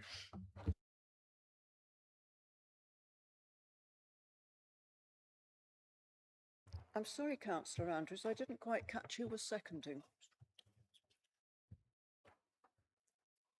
When nobody's got a light on. Oh, right. Right, Councillor, thank you. Councillor Armstrong. It gives me really great pleasure to be able to second this appointment, having been part of the interview process. The two ladies that we hope to join the committee, they're extremely skilled, passionate, they both bring different perspectives. I think something that's really important about the input, the contribution of independent members is the fact that they can bring that real world lived experience, real fresh pair of eyes. So it gives me such pleasure to be able to second their appointment. Thank you. Thank you very much. Do any councillors wish to speak on this, or do we have agreement to it? I think we're all in agreement. Thank you. Members, it's been suggested from up here that we close this meeting and go on at the next one. Yeah, defer. Yes. Defer the remaining business to the 11th. I'm going to ask the Chief Executive to confirm this for me.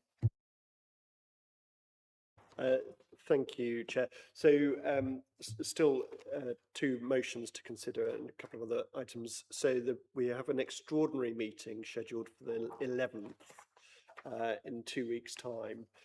So the proposal is essentially to defer the remaining business until that meeting on the 11th. So that's a proposal for from the Chair.